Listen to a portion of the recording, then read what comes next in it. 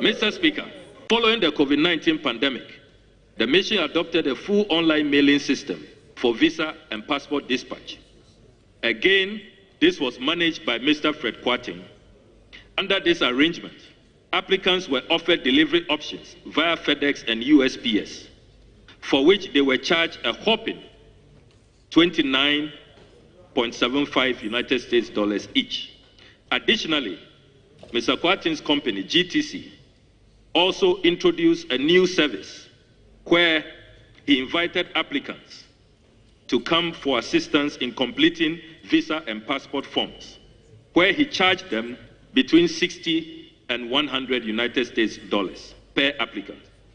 Mr. Speaker, it will interest you to know that 99% of all applicants utilize the services of GTC, meaning 99% of all applicants paid an extra, unauthorized, illegal, a figure not approved by this House under our fees and charges law, between $29 and $100. Mr. Speaker, investigations conducted by the top management of our ministry reveals that GTC dispatched between 150 to 350 visas and passports daily. Therefore, on average, about 250 visas and passports were dispatched daily by GTC. Right, Honourable Speaker, this implies that yearly GTC dispatched approximately 62,500 visas and passports. For where I'm coming from and where God has brought me to, I'm the last person to be intimidated and to be threatened. I cannot. No. No power, no personality, no president, no commander, no party, no member of parliament can ever intimidate me. I am beyond intimidation. I'm a very simple, warm, and nice person, but I am beyond intimidation. Not even the judiciary can intimidate me. Not even the parliament. I say, OSP your kind say 2nd June. Kumfurata and Fanny Arma Metra, but said declare wanted. And you know a boy. Okay. It's a yard of four. And now, Kumfurata so let her buy chess. Own Timima, if he said Sabi also say. Me and I before framing. Mammy were yet at the treatment follow up. Let me dig on a canon friend. Who told me the catching doctors may buy. The guy Benny would deal for you, Miss Abuchi. We were almost our friend with you, no, buy, and no must say to Ashana. And the Bruni, because a little bit inconvenient. But let's share OSP. Sir, a binum or two in Safru, woman to be a man, or Tina Plimu, call baby, and before no new could income. It is so here, kind of Ministerial Quran one or Bible. I see if Muhammad will not go to the mountains will come to Muhammad. Say, open the paper, now pay no credit, now pass us some Muda of Fantine, you say, yes, I say, my to see, my chair, Emre. Ah, this is a American. Waka on fancy. It is a OSP Miss Best Friend. Mobile madam na ebi mu ka se mame mamo abakosem kakra bi onim obi a odi MPP edi anim abra na Rollins ewo ha obi entimi nkasa eye Professor Dubuahin ono your friend culture of silence ono no tumi breaki that time obi antumi nkasa obi asro Rollins Adubuahin enenya kukuduro estani up to Rollins till 1992 that the Adubuahin koi ono kura no okokuma ye no okoya ni modern mo answer ni no ya mfuna nkobiem obi am peso aka no kura kire wa oduru wa ozio President Kufuor komienu Akufo adu komiansa Adubuahin wokosai mesramu enne ani biaba ya ni afi mama ma yam to to and somewhere enya no kura egu afem efe mi tira ma bokosem nientia President Kufuor yadini call second term ni say the first time or the only 4 months between 3 to 4 months and what the year campaign now votes are President Kufuor nyaya within that 4 months no and yes and no ebesa de nako enunti and yadi President Kufuor esa call second term oko wini ye there is a reason 4 months our year campaign the performance enunti ni esa de President Kufuor eko ebiem oh ana Akufo-Addo comprensa Akufo-Addo call first one on your 49.3%. When Timmy and cross 50 nunti, and a call second round, and also a pie, a time, and a decide here, Emma, Professor Mills, and ya 23,000 votes, and even president. Into a beer person or cultural say, Yansa, my assume sin cobiamwa, on starting Kabakosam. Will be NTA. Akufo-Addo esa court 2012 no. What we need and when we are a court, Mamuti decision and was as audio. Meaning some we need, but some see Yamina may respect the court no in the young court. Yakia Akufo-Addo performance the first time, second time, and then you didn't call the third time. It is all a big performance. Now to me lose over 2 million. Na ya sabe ka tira se mo fani panenko.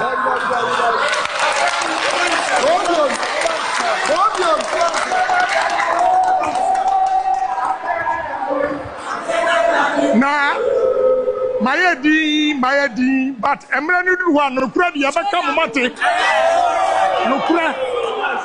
No kura no dia ya beka mo mate. Samu pepawa Ghana for say Mudi Kana Japan ba ya betu amamo. Musa kwakem fia 9 fia wotribiam. Are you ready for that? Are you ready for that? Are you ready for that? Mama yentie nia efomfo ka. Mama yentie nia Ghana fo ka. Asori dey am wo kasai. E ka uki. Asori dey am wo Wom kura wom abatu no e kire so wom kasai e bi som kai no we shall win to save Ghana we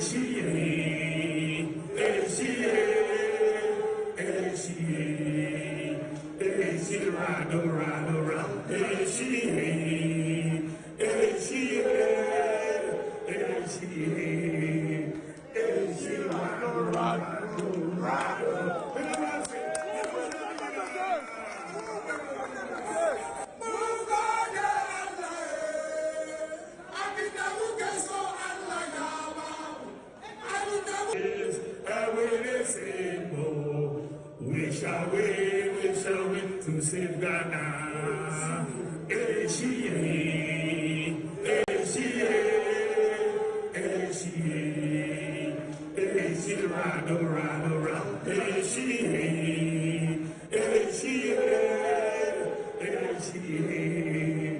Novinho Ghana to le dogbenami. Egba me vave miadoje. Me doamo ne Ghana duko kata be wa fufu enyagereo chumia kwe party MPP. Eta me kukudem nami nova nyakpereo emiakata nyawodeka na party a pengoi achiglinyi ega vavage. Akpera mi kata. Oh man ya woman.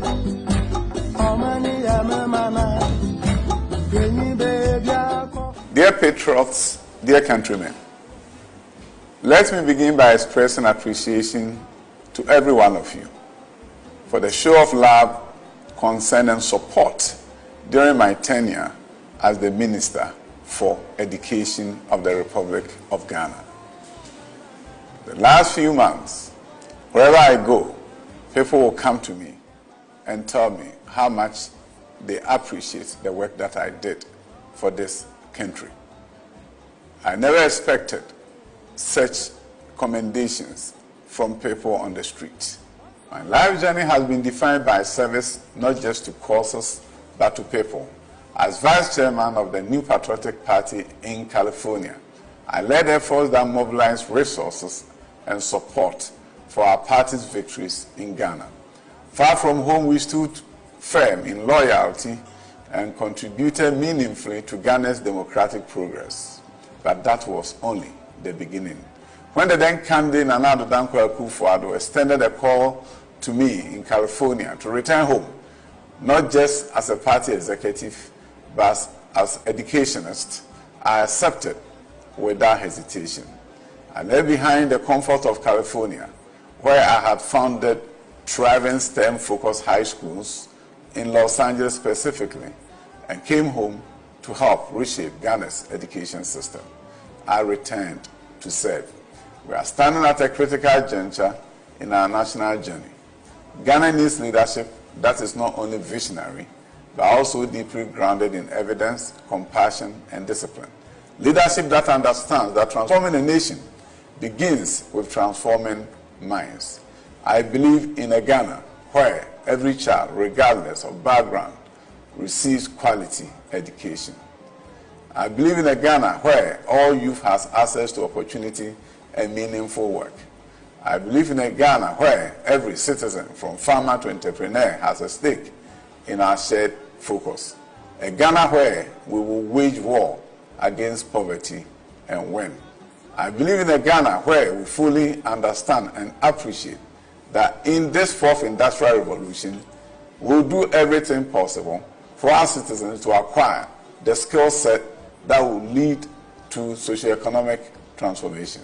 With humility, conviction, and a resolute heart, I, Dr. Yawase Edichum, declare my intent to run for the Flagbearership of the New Patriotic Party when nominations are officially opened by the party, and eventually, with your support, become the President of Ghana. This declaration is above all a call to action to every Ghanaian who dares to believe that our country can be better, stronger, and more united. I'm offering myself as a servant leader with a mindset to transform our nation. This is a response to a lifelong call, a call to serve my party and my country with integrity, vision, and results. It's also a response to the many voices from party faithfuls, religious leaders, youth groups, and everyday citizens across the length and breadth of the country who believe that now is the time for a new kind of leadership. What is the difference between the ordinary thief and a political thief? Number one, the ordinary thief steals your money, your bag, your watch, and your jewelry, isn't it? But the political thief steals your future, your career, your education, your health, and your business. Number two, the hilarious part is that the ordinary thief will choose whom to rob. But you are the one who choose the political thief to rob you. Because we choose them. We vote them. We blindly say we are not blind. Who is deceiving who? The ridiculous part of the whole issue is that we will fight to defend and protect our belongings from the ordinary thief. Is it not? But we fight each other to defend and protect the political thief. Is that not what we do? Thugs will be fighting themselves to protect those that are stealing our career, stealing our joy, stealing our health, stealing our success. What a shame. Government is broke, government is broke. But people are spending billions to go inside the government that is broke. Have you ever seen a minister who resigned because government is broke before? Government has no money. Have you ever seen a governor who said, ladies and gentlemen, when I was elected, I thought the government had money. Now I discover government has no money, I resign. Have you ever seen it? Government has no money, but they are bringing money out at election time. Where is that money coming from? So they are lying. What is happening is that there are two types of wicked people in government. Type 1, they eat current money. Any money they find in government, they will eat it. They are wicked about that one. There is type 2. Type 2, they eat current money and future money. They will say, my term will end next year. When I leave, how will I eat money? Let me borrow money now and borrow money of the future and eat it now.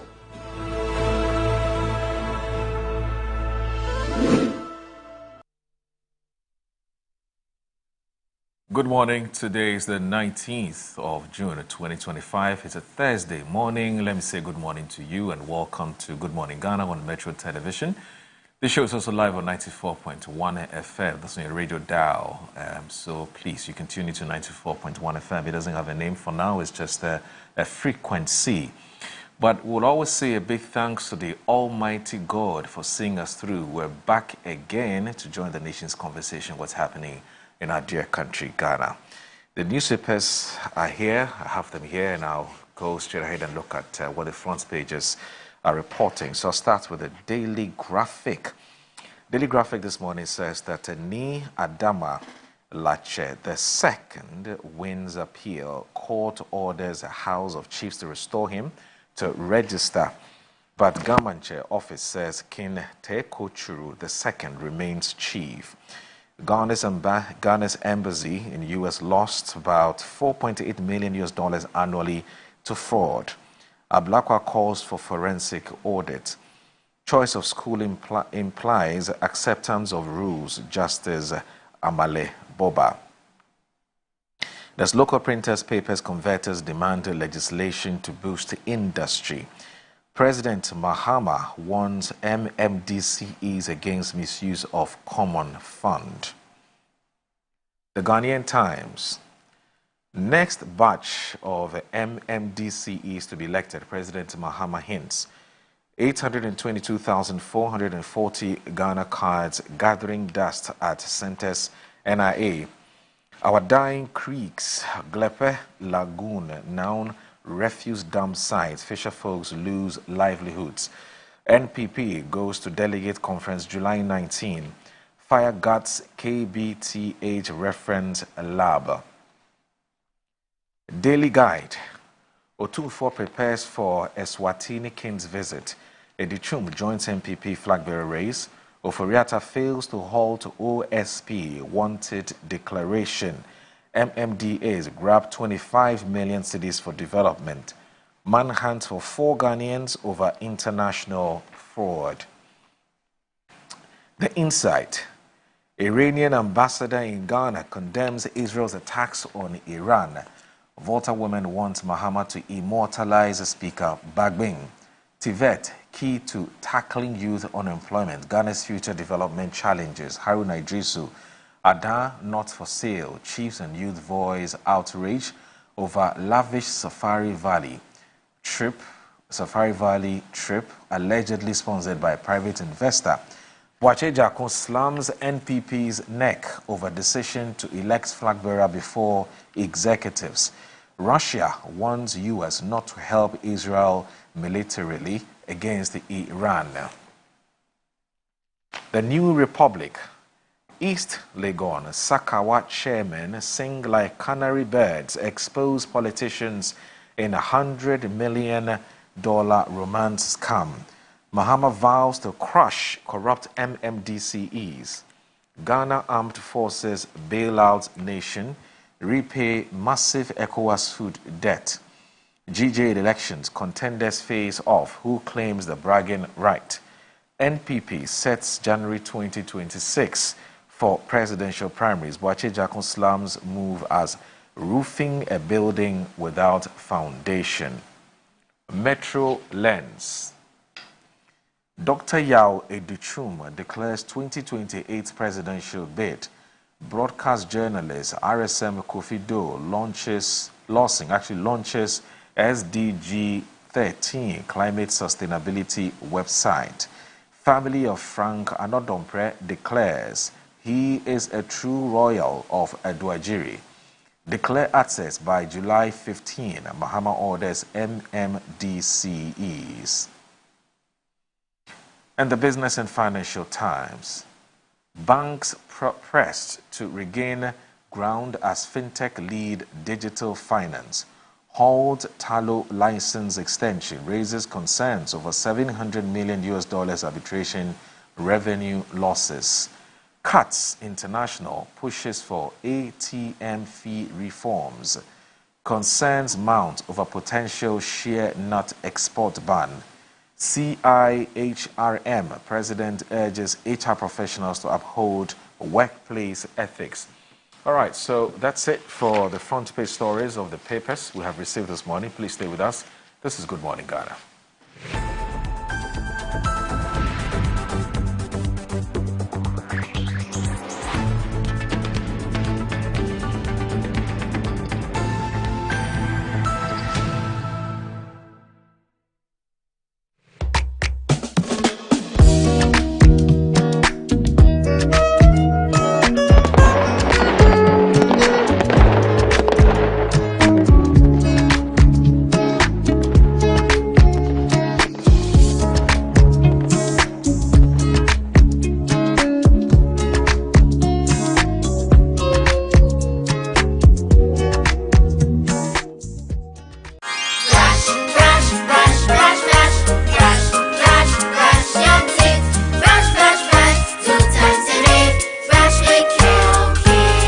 Hello, my friends. My name is Delegates Toothpaste. Wow. I was made to be gentle on your gum, but protected.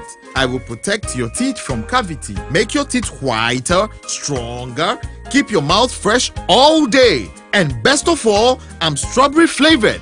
So put on a smile and try me. That's amazing. Just try me. That's my job. If you say so, jump on my brush.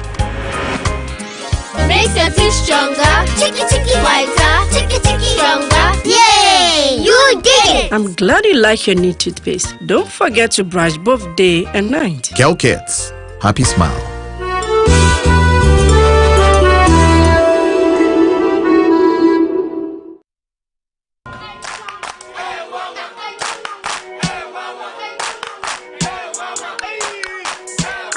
Unemu bua unkohwe Dr. Ban wo ye den wa. Oh, me say yamfa no koma me buru a. Ayi ma mi buru. Doctor ni atele be ko bra. Mo mi yamfa no ko Dr. Ban ho. Dr. Ban o ya de. Bra, se ba no nompemu adwuma sasabro sro Dr. Ban o ye. Say ni me kwada meka. Oh, nompemu nim di ono na ye expect nya zanfo no. O akra any Kumasi nompemu expect yen kan kire wo.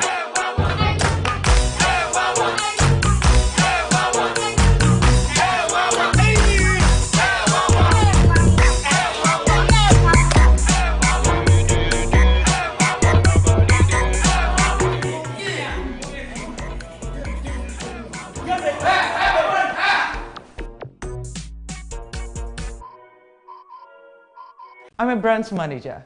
Of course, I accept only quality and affordable printed souvenirs for my promotional campaigns. I'm the head of academic affairs of a very important institution in Ghana. Of course, we only deal with quality, reliable printing companies for our institution's printing materials. I'm talking about appointed time printing. Appointed Time Printings. We take pride in our extensive print scope that transform your ideas into captivating visual masterpieces. We delve into the core objectives and vision of each print project. Precision printing is at the heart of our printing process as we meet your tight deadlines. Our rigorous inspection, color verification, and overall printing excellence are assured. 20 years of printing excellence. It's always a pleasure working with you to create a vibrant, dazzling printing experience that gives you a masterpiece. Appointed Time Printing, your world of quality and affordable printing. Sometimes the unexpected happens and the hero falls down in his own story. But he needs not stay down for long. Cosmopolitan Health Insurance is your trusted health partner. Whether an individual building a business, with Cosmopolitan Health Insurance, your medical care is our concern.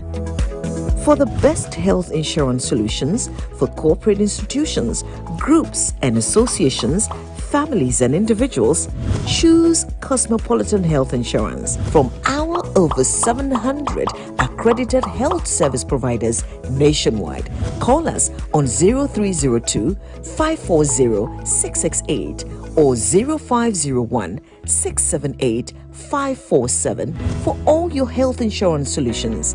Cosmopolitan Health Insurance, your medical care is our concern. Yes, next. Hey, Nadia Benson, some more. Me didn't tum. Mr. Friendly Calico, just call me cockroach. Now, Mr. Friendly once now. Hey, that's on you. Improve car. Yeah. Captain was key to double the action.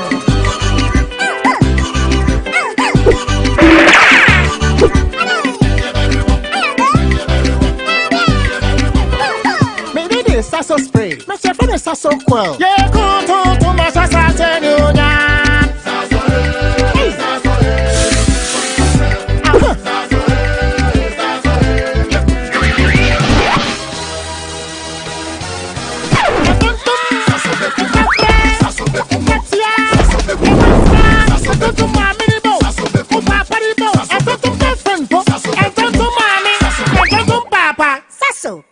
Tum preko.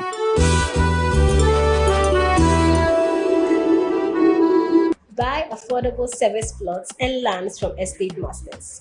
Currently selling our next cottage, located at the newly proposed airport city, with a starting price of 25,000 Ghana cedis.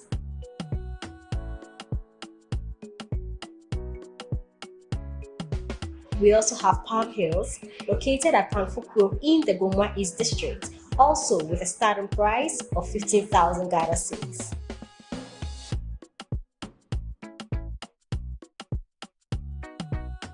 Available also is Coastal Park in Lakpleku, which is a 15-minute drive from the Ngo Senior High School, having a starting price of 55,000 Ghana cedis. You will receive a free site plan with indenture once you successfully purchase a land from us. For any enquiries, contact the numbers provided. Estate Masters, your most preferred estate partner.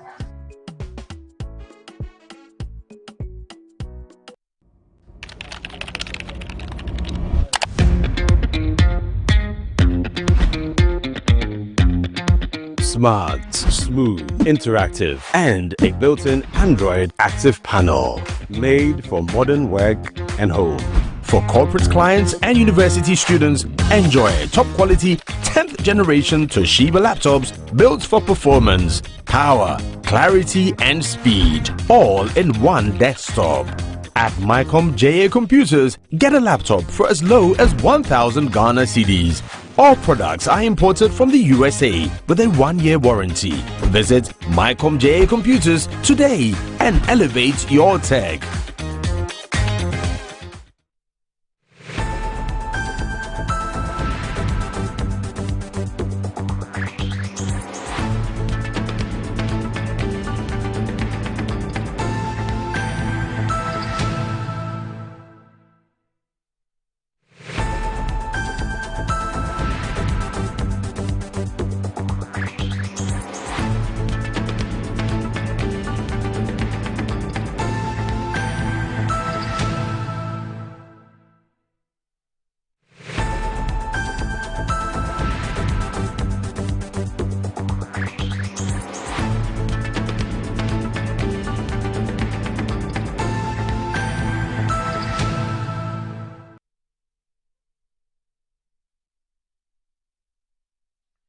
You're live on Good Morning Ghana on Metro Television.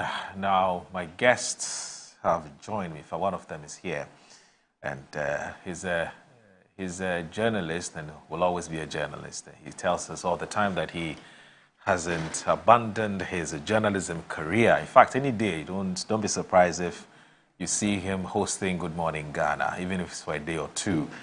But he's also a politician, and he's now a member of parliament for the people, the good people of Tamale North. He's also the Deputy Minister for Roads, and he's with us here. I'm talking about the man, Alhassan Suhini. Alhassan Suhini, good morning. Thank you, Alhaji. It's always good to see you. Pleasure is mine, and I feel the same. I hope everybody's doing well, the family, the constituency. You know. It's good. I mean, just that sometimes you wish you could spend more time with the people who matter the most to you. In this case, family, and yes, constituency. I was in the constituency, however, for the Eid. Okay. Unfortunately, we have an annual Eid party in the constituency.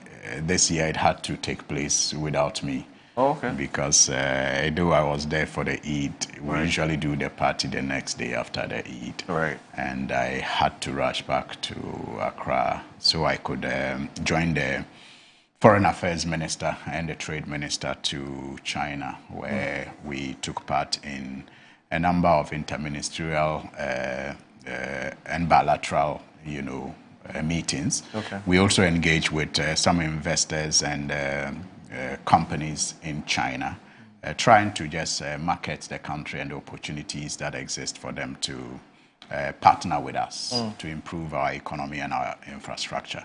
And it was a very beautiful and fulfilling trip. The engagements were very frank and encouraging. And I think the Trade Minister and the Minister for Foreign Affairs are engaged in what I call extensive economic diplomacy. Okay. And I'm very confident that it's going to yield the desired result. So we got back last Monday and back to the hustle, as we say. So, alhamdulillah, I think that things are shaping up and the reset agenda is on, and almost every sector is beginning to feel the promise that the NDC made to reset this country. What has changed since you were made a Deputy Roads and Highways Minister? You've been an MP for 2 terms? This is your 3rd time, isn't it? It's my 3rd time, yes. Yeah, and this time around you have an additional responsibility of making sure that you support your boss to improve the road network of this country. Has anything changed in terms of your social life, in terms of your work life, and so on and so forth? I wouldn't know, but I don't think much has changed. Okay. Yes, the responsibility has increased, but it's just how you prioritize the things that you encounter daily. So I wouldn't know if there has been any dramatic change in my social life. As for my social life, I think that it got messed up long ago. Since the day you decided to get yourself involved in active politics. Involved in active politics, my social life got messed up. But at least we still try to remain social beings, and it is important also. But I think that the work life has been very, very enlightening, I will say. I mean, it's always an opportunity to learn something new. Right. And especially in the sector that His Excellency John Dramani Mahama, the President, graciously, selected me to serve in. I find it's an opportunity to learn every day. And I don't take it for granted at all. I remain very grateful to him for that confidence reposed in me. And it is a sector that previously I had general knowledge of. But now I am expected to, get the details and pay attention to the nitty-gritties of how that sector operates. And it's been very enlightening for me. I mean, engaging with contractors, engaging with the directors at the various agencies under the ministry, and learning about how they do, their work of improving the road network in the country, maintaining those that we have. It's been very, very enlightening for me, and I will say that we are very fortunate in this country to have people in our various agencies who are technocrats who really know their stuff and are also as passionate, if not even more, about the development of this country, just as those of us in the media, those of us in politics are. Yes, it is not 100% commitment that you get from everybody, but by and large, many of them are as passionate about the development of this country, just as those of us in the media are, just as those of us in the politics are. And I have enjoyed, the working relationship that I have had with these people and their patience to guide and expose the nitty-gritties of the sector to some of us who are having to work in that sector now, even though we did not have previous knowledge of how the sector work in detail. So it's good. I mean, it's promising to even be better. And I'm looking forward to supporting my minister, who, by the way, is a workaholic, to improve the road network in this country. He is somebody who... The only minister who has a name that sounds like a governor. Yeah, he is. Governs Abuja. Yes. I mean, by 6 o'clock in the morning, he's already in the office.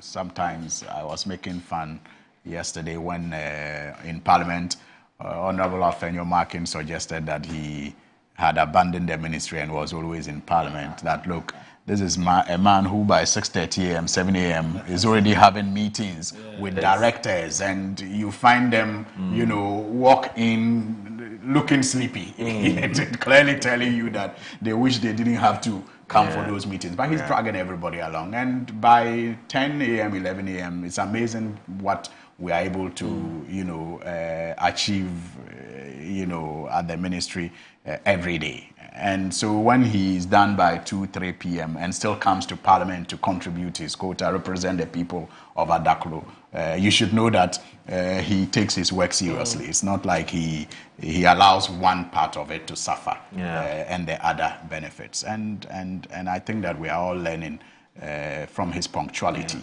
And it's good for the ministry. You have been lucky. You have been lucky, and I say so because oftentimes when you speak to deputy ministers, one of the challenges that they'll tell you they have is the attitude of your boss. And so they struggle to perform, or they struggle to find, as we say, to find their level, and to do as they would ordinarily want to do, or to go about their work. But you have been very lucky to have a boss who, from all indications, has been very supportive, and it's also, like you say, it's teaching you on the job, and you're learning a lot from him, and so on.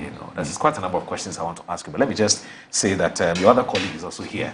He's been in your shoes before, not in the exact sector, but he's been a deputy minister before, and I'm talking about Collins Aduma Komensa, who is the MP for Ifija Kwabre North. Today I got it correctly. You're not going to correct me. Every day you're correcting me. Why? They are now correcting me. Anyway, good morning, boss. Good morning. Good to see you. Good to see you. And I hope you're doing very well. By God's I like your shirt, too. Thank you. Thank you. It looks really good. Learning from Suhini. Collins, the mischievous. If this was the Ghana Music Awards, I would ask, who are you wearing? I don't know what that means. So who are you wearing?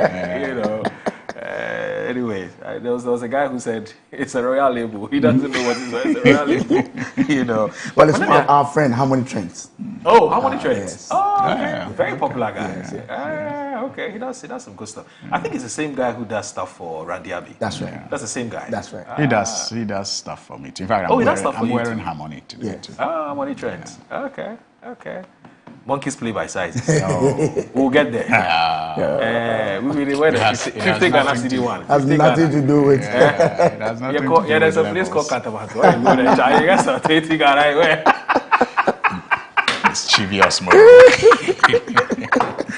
But we used to go there. We used to go there with that your one door. We don't see for that. The red one door. You have left us, please. Let us think about ourselves. We go there early in the morning, by 5 a.m. Early in the morning, You know what I'm saying? Walk through the corner there. We do what we call selection. Selection. Charlie, back in the day, Collins, back in the day. Anyway. It's just that the type that I wear these days, the up and down, I can't find it. No, you can't find it. Otherwise, I would have joined you tomorrow for us to...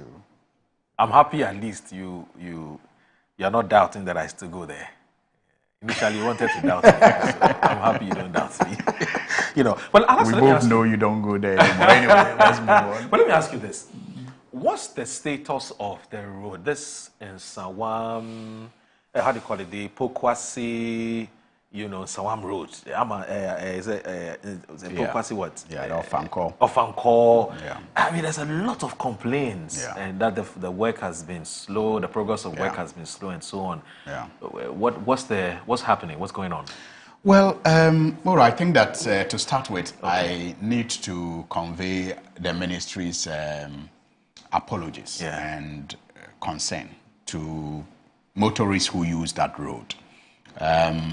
I remember on Tuesday, as early as 4 a.m., my minister, Honorable Kwame Abuja, was engaging with the MTDD officials and the Minister of Interior to help with a gridlock that had started on that road that early, 4 a.m.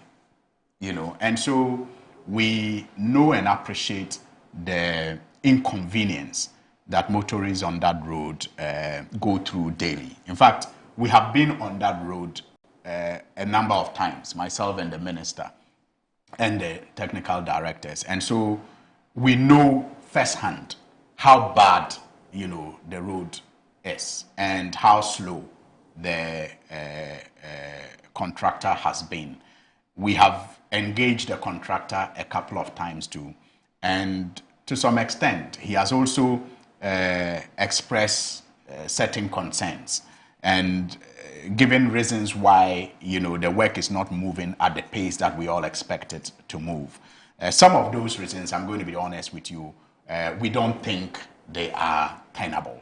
We believe that the capacity of the contractor is such that some of these problems that motorists face can be ameliorated if he is, you know, so minded to help the process. Because in every contract, you have the obligation, the contractor has the obligation to make the existing route, you know, motorable, to maintain it. And it's actually part of the contract cost, as I have come to learn. It's part of the contract cost. Maintaining the existing route and making it a bit convenient for motorists, it's part of the contract. And so we think that regardless of, you know, the concerns that the contractor has raised, we believe that he has a capacity and has the know-how to still improve sections of the road to, you know, reduce the inconvenience that motorists who ply that road go through. And so we continue to engage him. We continue to make appeals to him because it becomes difficult for the ministry to do anything at this stage because there is a contractor on the road. So even if you have, you know, another person, or you have the agency with the machinery to go there and help level some of the areas and make it comfortable, it's going to be considered intruding, you know, because the site has been handed over to this particular contractor. And that is why we continue to appeal to him to help, even though we know he may also be having some challenges. It is about, you know, feeling the pain of those who live in the area. We know that there have been some payment issues, not that much, because we know some contractors who are owed over a year. In his case, it's not the situation, you know, and that is why we think that he should be able to move the work faster than he is currently doing. It's really a nightmare, and every time we have the opportunity to engage with the contractor, with the MTTD officials, we make appeals to them to see how they can reduce the inconvenience. Yes, some level of inconvenience is expected anytime a road construction is taking place. But where the inconvenience can be reduced, and in this case, I am very convinced that if the contractor is minded and wants to ease the inconvenience, he has the capacity to do that. And I will want to use this platform once again to appeal to him to ensure that he helps all of us to reduce the inconvenience that motorists go through, and also to quicken the pace of work so that it can be completed. What I'm excited about is His Excellency the President's commitment to actually starting a new alignment that will be from Accra to Kumasi. And it is our hope that we'll get the necessary partnership, because this is a road that can be done through PPP, so that road will be constructed and tolled whilst we keep the existing alignment for those who may not want to pay a toll to continue to ply that road.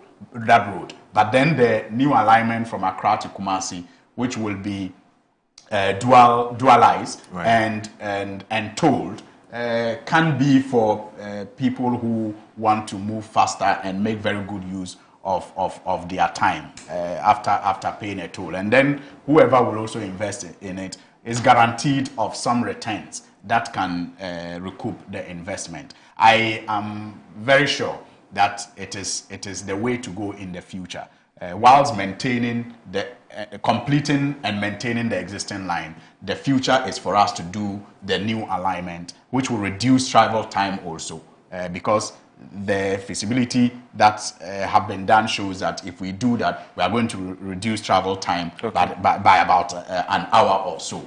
And I'm looking forward to us getting that also done. But in your engagement with the contractor, do you get the sense that this contractor accepts that the pace of work has been slow? And has the contractor pledged or promised that they would hasten the process, to sort of meet the expectation of not just the ministry, but the commuters and then, generally to Ghanaians? Do you get the sense? Yes. Okay. I mean, at least I haven't engaged him directly, but I know my minister has. Okay. I've engaged some of the workers on the ground. I was there when we, together as a ministry, engaged them even on site a couple of times. And they gave us the assurance that they were going to respond to the complaints and concerns that motorists have been, complaining about. But till date, I haven't seen much improvement.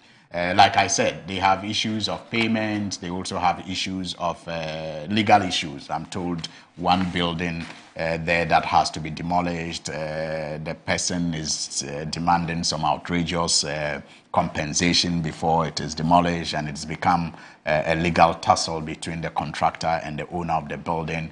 And that is not one of the main reasons that is slowing the progress of work, but it is part of the reasons that is slowing the progress of work. Okay. And like I said, I think the major reason is the indebtedness to the government, the indebtedness of government to the contractor. But again, I feel that if you look at the number of months that the contractor is owed and the number of certificates that have not been honored, and you compare it to how other contractors who are owed more are very active on their side, you compare it again to the capacity of this contractor involved, then you think it is fair for me to say that if the contractor is minded to increase the pace of work and to improve the state of the road, he will be able to do so. And once again, I'm going to repeat the appeal that we have been making to the contractor to help all of us, because a contract is a contract, and at the end of the day, he's going to get paid. And it should not be after all these needless inconveniences have been caused motorists. So I think the long and short of it is that you acknowledge the challenges, but you still think that this company can do better. I think the company has the capacity to do better, and I hope that they will consider the plight of the people who live in that enclave, because it's really a nightmare. I mean, Muru, you have people who sometimes spend about 2 hours, 3 hours on the traffic, on that road. And apart from the time that they waste, the nature of the road affects the health of their vehicles. I mean, it's so bumpy, it's even so the health bad, of the person and the health of the person involved. So, and it is not something Moro, that is beyond the capacity of this contractor. I know what I'm talking about. Right. I think that the contractor can, help ameliorate the situation. And we expect that he does so. Yeah. We do not want to mention the name of this contractor, the construction, for very good reasons, for very ethical reasons, because reputations are at stake. And that's why you notice that we've been avoiding it. Somebody's asked me, MSA said, well, who be the contractor? I said, no, we don't do that here. Unless it gets to a point where we believe that this is very deliberate and that we can call that contractor out. But otherwise, we're more interested in getting the job done and not naming and shaming anybody, because we know this construction firm, and it's a reputable one. They do a good job. So. And that's why the expectations are high. We believe that it can do better, and as Honorable Minister, Deputy Minister has said. Collins, yes. What are you saying? It's good to see you. Once again. And how's family? How's the constituency? Constituency is fine. I returned from the constituency yesterday. Okay. Good morning to my very good brother. Good morning, Collins. His area is a very difficult area. I mean, the only minister who answers questions on the floor on a daily basis is the roads minister. I mean, every constituency speak to every member of parliament. I mean, everybody has an issue with roads. I have my own issue. I filed my question a week ago. I expect to ask the question next week. I'm sure even he, as a deputy minister himself, if given an opportunity, will ask his minister a question on the floor. Because, I mean, it's difficult. This particular road, so sometimes I travel from Kumasi. It takes me 2.5 hours to get to Insawam from Kumasi.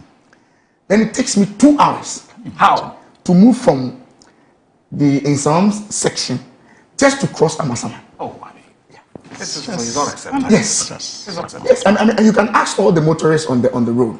Now, the main distance from Accra to Kumasi is the Amasaman stretch. Once you cross Amasaman stretch, the journey is done. Because now from Insawam to Suhum, there's a dual carriage. Now, it takes like 15-20 minutes, then you add Suhum for Pidakanchi. And because they are having this bypass being constructed at Eninem and the other places, it's quite easy. Apart from the traffic get from Congo, once you cross Amasaman, you've done about half of the journey. And sometimes, and the frustrating part is that sometimes the cars, there's no movement. It's just parked because you can't navigate your way through the whole thing. And I can just support my brother's appeal to the contractor. And even the dusty nature of the road. Even if it could be even watered, on a daily basis, just to reduce the dust element on the road, it will help. I know it's a very, very difficult area. Trust me. It's. I mean, the money involved in the construction makes it a little bit difficult for every government. I mean, considering all the problems that you have in other sectors. I mean, to commit a huge amount of money just for roads normally is a difficult thing. I see always laughing in a very friendly way at Abuja. And the last time Abuja was seated, taking allowed in Parliament, then I figured I'm still look at the minister, because I'm sure contractors are on his neck. Everybody wants payment. As a minister, you have to decide, which ones to. I mean, with the little resources that you have, which ones are you paying first? Who are you begging or pleading with to just go back to sites? It's a very difficult scenario. I've seen him touring. I've seen a lot of touring being done. And as he said, sometimes he gets to a place and you can see that the contractor is on site. And I'm sure all the contractors are being owed, one way or the other. There are some debts in there, but some of them are quite strong enough to continue to work while they wait on government to make payment. And that is why we are appealing to this particular contractor, who we all know is quite strong. And if he could quicken the pace a little bit for all of us, I mean, that is the major transport. It's a very busy road. The most busiest, from Accra to Kumasi to Tamale to everywhere. Everybody uses this particular stretch, And I'm happy the previous government started that new bypasses, which will ease the traffic. And I heard the current president, also making some commitments to ensuring that all those projects are completed. Because when you complete the Accra-Kumasi road, your journey from Accra to Tamale is halved. It's close to about 3 hours. It's taking off because it becomes so easy to get to Kumasi. And then when I'm going to my constituency, I get to Edresu, and instead of using the main Kumasi PDTR traffic, I go through very short to Agona. Then I'm in my constituency. Very, very tarred road. Get to straight to my constituency. Very, very simple. And I'm hoping that they will assist us. The frustrating thing about this is that you pass the fourth-year overpass, which is very smooth, and then immediately you descend. You descend into the trouble, and then immediately you descend. You descend into the trouble. So the journey is very smooth all the way, and then you get to the bypass, very beautiful, and then you descend. So you wish you could remain there? Oh, and not come down. And then you descend, and then the first thing you meet is the traffic, and you can imagine those who live across the, on the stretch, on that particular Kuntunsi, and all those areas, and you have to come to work in the morning and all that. You have to get up. It's even worse if you're not driving an SUV. Yes. Yes. The flight is worse. Even if you have to join the regular transport. I mean, to come to it's a difficult. It's a difficult one. It's a difficult one. You know, I'm just praying that the contractor will assist all of us. Finally, speaking about the road sector, you know, when this issue about the health of our economy, came up, the debate between, the two political parties. Swin, I'm happy you're here, and maybe you may want to set the record straight on this matter. One of the issues that Collins and his, and his colleagues have said it time and again is that the reason why the economy appears to be doing well is that road contractors are not being paid, and so our fiscals are looking good. As in we are within reach. So we're within range. So it looks like we are on a track to ensuring fiscal, consolidation. And of course, because of where we sit as presenters, there's got a perception out there from some of our viewers and our friends is that we're so powerful that we can call any minister and ask them to do something for them. And so you have all these contractors who call us and say, Charlie, we've not been paid. What's happening? We're calling, nobody's speaking, nobody's answering their calls. You are not the finance minister. I agree, but I also know that you definitely would know something about payments to contractors and so on.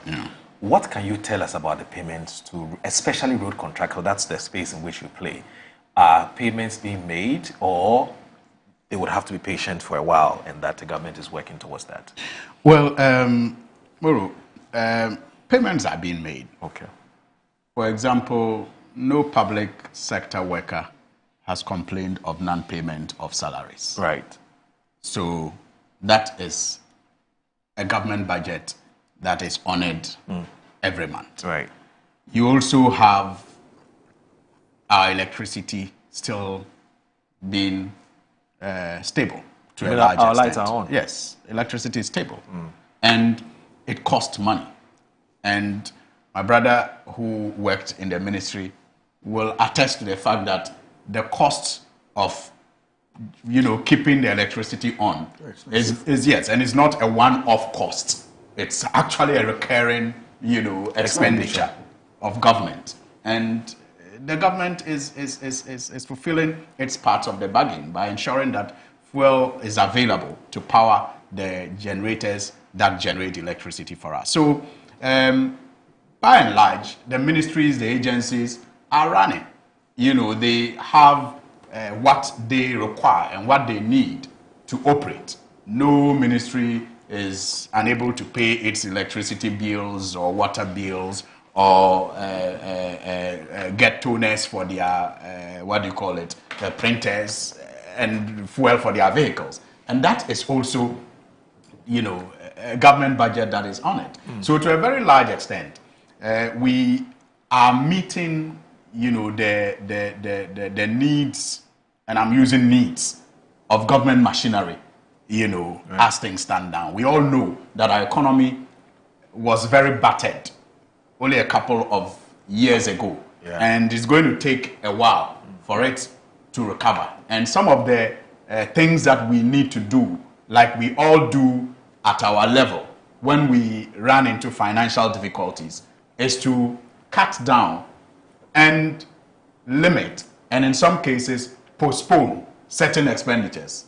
At the individual level, we all do it. And so at the national level, if you have a new government that promised to reset, to enable the economy to recover, taking those decisions where we are spending on the most critical, things now to keep the nation going, so that we can postpone and in some cases limit the expenditure to enable the economy to recover. We should all be supporting, that initiative, especially Moro, when we are seeing dividends of these actions. It is as a result of these actions that our inflation is going down faster than even the experts predicted. It's as a result of this, approach that the exchange rate, is doing better than the experts predicted. Today, every Ghanaian bluffs with his CD. In fact, I have friends who have returned from the USA and are unable to exchange their dollars because nobody really wants to pay the price that they are quoting for the dollar, and they are struggling. They are borrowing CDs to live and hoping that a better time will come for them to exchange the dollar. And we are all happy about it. So clearly, we are seeing the dividends of the decisions of government to postpone some of these expenditures and also to limit some of these expenditures. It is for our own good in the very near future. And that is why I will appeal to people who may be affected one way or the other by these, pragmatic and prudent decisions of government to exercise a little bit of patience. Because you see, Moro, the advantage is that if you were paid, say, 700,000 Ghana cedis, 2 months, 3 months, let me say 3 months ago, if you were paid 700,000 Ghana cedis 3 months ago, the value of that today is about 400,000 Ghana cedis. Right. And that is using the dollar as a benchmark. Right. I mean, because I know people who, for example, had to make payments. I just read it online, I think 2 days ago, of about $400,000 3 months ago. And they needed about, I think, 900,000 Ghana cedis to have made that payment. And today, they need only about 500,000 Ghana cedis to make the same payment. So even if the debt you are owed if it delays, but it is paid to you at a time that the value is higher, I think that you will not have lost that much. And that is why I want to make the appeal for all of us to support the process of resetting the whole economy, because clearly the decisions of government we can see are bearing some good fruits for all of us. Now, when you look at our sector, that's the road sector, and the indebtedness that my brother Collins and yourself spoke about, it is dire, and I agree and acknowledge how difficult it has been for my minister to handle all of these pressures. Look, he has said it repeatedly. We inherited a debt of about 21 billion Ghana cedis. That's huge. Of, IPCs, that is certificates ready for payment. That is work done and certificates raised for payment. About 21 billion. And verified. Ghana, and verified. 21 billion Ghana cedis. And a commitment debt of over 100 billion. That commitment is better to deal with because commitment is contracts that you have awarded, but there is no evidence yet that work has been done. But once it's a contract, it is considered a government liability. And so that exceeds over 100 billion. Fortunately, with his leadership and with the support of the technical directors, we have done a rationalization of these commitment debts that we came to meet. And we have noticed that some of the contractors did not go to site for over a year in some cases. And that has become reason for termination of these contracts. And so when you terminate those contracts, then you reduce the indebtedness of government. But the other side of it is that these were contracts on roads that are really critical and needed by the people. So you will still have to, some way, somehow, recost them, bring them to current currency, and perhaps award them to new contractors or same contractors if they are still willing and able to execute those projects. So as things stand now, we have been able to reduce the commitment indebtedness to about half of the over 100 billion figure that we came to meet. And these are necessary so that we can let the economy breathe, the road sector breathe, and then we can begin to do new things. If you look at the budget for 2025, the whole ministry was given only about 3 billion Ghana cedis. So if you have a debt of about 21 billion and you are given a budget of about 3 billion, that's a drop in the ocean. Really, that's a drop in the ocean. But guess what? We are happy that the finance minister also uncapped the road fund, which is going to make more funds available, you know, to the ministry to be able to meet these commitments. And that's why my minister has been telling contractors that we may not be making payments now, we may owe you, and we know you are on projects. But when the funds are made available, we will also pay based on the commitment that we see, you know, contractors showing during these difficult times. You know, because it's a debt. It is accepted as one and will be paid. And we know the capacities of some of these contractors. And so we expect that because they are short of payment, and because we are assured that the uncapping of road fund will bring in more revenue, the decision to bring back the road tolls, which we want to digitalize this time around. In the past, without digitalization, we used to rake in about 2 billion Ghana cedis annually. I mean, the expectation is that we can even triple this figure if we are able to digitalize it. So the funds will surely come, and we will be able to pay these debts. But in the meantime, we are watching the commitment of every contractor that has a project ongoing. And our relationship and our payment modalities will all consider the commitment of contractors today to the projects that they have ongoing during this difficult period. And I just want to once again appeal to contractors that are on projects today to be very confident that the Minister, Honorable Kwame, is leading a team that is very certain about what we are doing. And we will come out of these difficult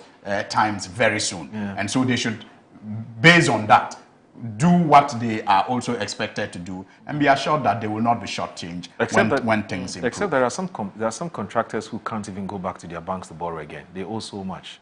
Which we understand. And the interest has piled up to a certain level where the banks are chasing them, they're giving them sleepless nights. So, but I'm happy that you're saying that everything is being done to make sure that you take care of them and deal with the debts. Or Collins. Listening to him, if you have 3 billion and you owe 21 billion and you're a minister, I'm telling you, if you're not careful, you will not even go to your office. You'll be hiding all over the place. Because it's clearly you are going to have a challenge. A very, very big challenge. You know, and this is what you have. And even the 3 billion he's talking about, it's not money sitting at the ministry's account for you to disburse. These are money that will be disbursed over time. Yes, so you can imagine what he has to play around with at any point in time. And then when he talked about our position about they not spending. Yeah, they're not spending. You know, because there's a direct relationship with the amount of money in circulation and inflation and all that. And the concerns we have raised is that the figures look beautiful and we're all excited about it. I mean, I just returned from Canada. So, I was surprised. Yeah, but you travel once every month. Oh, it's energy committee. It's a committee. It's committee work. Yeah. So, I was surprised. Okay. I mean, I bought something, and when I saw the deduction, I said, this thing looks good. I said, I mean, to be very frank with you, I mean, if you are in my shoes, you'd be excited because when I saw the debits, based on the amount I saw, and apparently the Canadian dollar is about 7 cedis. Yes, about 7 cedis. So when I saw it, it was quite refreshing. Okay. It was not a big hit on the yes. So it's of course an exporter will also be crying. Yes. An exporter sitting here will say no. I mean the value I'm getting from outside now has gone down. So everybody will have their own rendition. So the figures look good, which we're all happy about. The inflation, the exchange rate.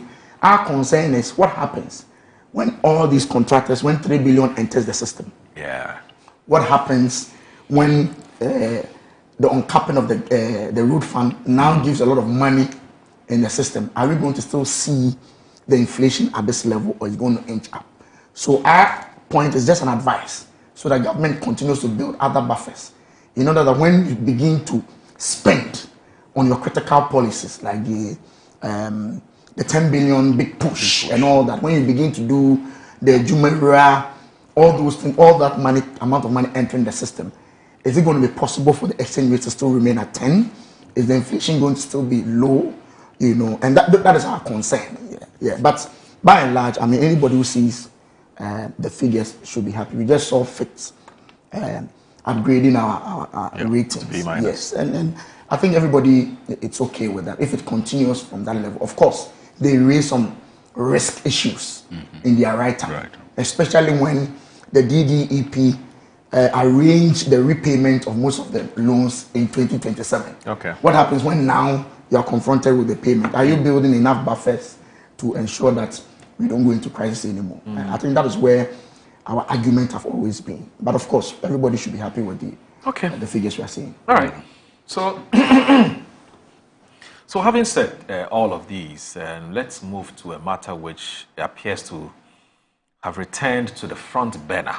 It's not an entirely new issue, but it's extremely important because it deals with the local needs of our people, we believe. I mean, we're talking about devolution, we're talking about decentralization and so on.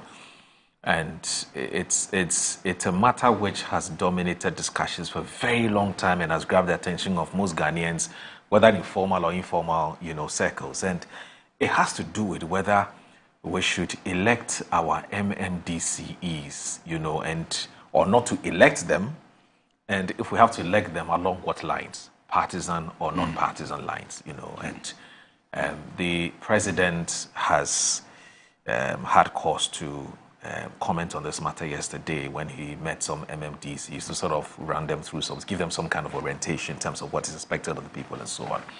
Now, if you look at today's, in fact, to even give you more context, you must remember, it must have been in 2021 or so when the CDD conducted a survey, and in that survey, we're told about 76% of Ghanaians wanted their MMDCs to be elected.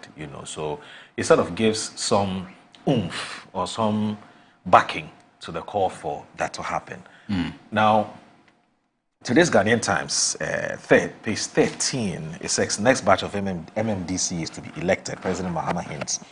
Julius Peteti is reporting that all things being equal, the next batch of metropolitan, municipal, and district chief executives, MMDCs, will be elected. President John Dramani Mahama has hinted. According to President Mahama, Ghanaians have expressed interest in electing their MMDCs and has been captured in a myriad of surveys and gathered in the ongoing work of the Constitutional Review Committee. So opening the MMDCE's orientation and training workshop in Accra yesterday, President Mahama said the election of the MMDCE would ensure greater accountability. And it says the Constitutional Review Committee is going round. I'm sure some of you would have been consulted, and it will present its recommendation in August this year. Now, one of the major items that has been canvassed is the election of MMDCEs. Now, there is no doubt the Ghanaians want their MMDCEs elected. Now, several surveys have shown that they prefer to have your category of political officers elected. So you may be the last dinosaurs who are appointed. Those who succeed, you might have to go through elections, the president stated. The legitimacy and authority of the state, the president must be felt not only in law, but in the lived experiences of our people, and justifies the need for the election of local government, authorities. He's urging the chief executives to work with the chiefs and religious bodies in their district and with civil society to restore the social contract with our people. To ensure accountability, President Mahama gave the MMDCs a July 15, 2025 deadline to declare their assets in accordance with Article 286 of the 1992 Constitution and Public Offices Holders Declaration of Assets and Disqualification Act, Act 550, or face sanctions. I wish to remind you that you are among the office holders acquired or required to declare your assets, and so I expect that by July 15, all of you would have declared your assets. I've given you enough time, having time.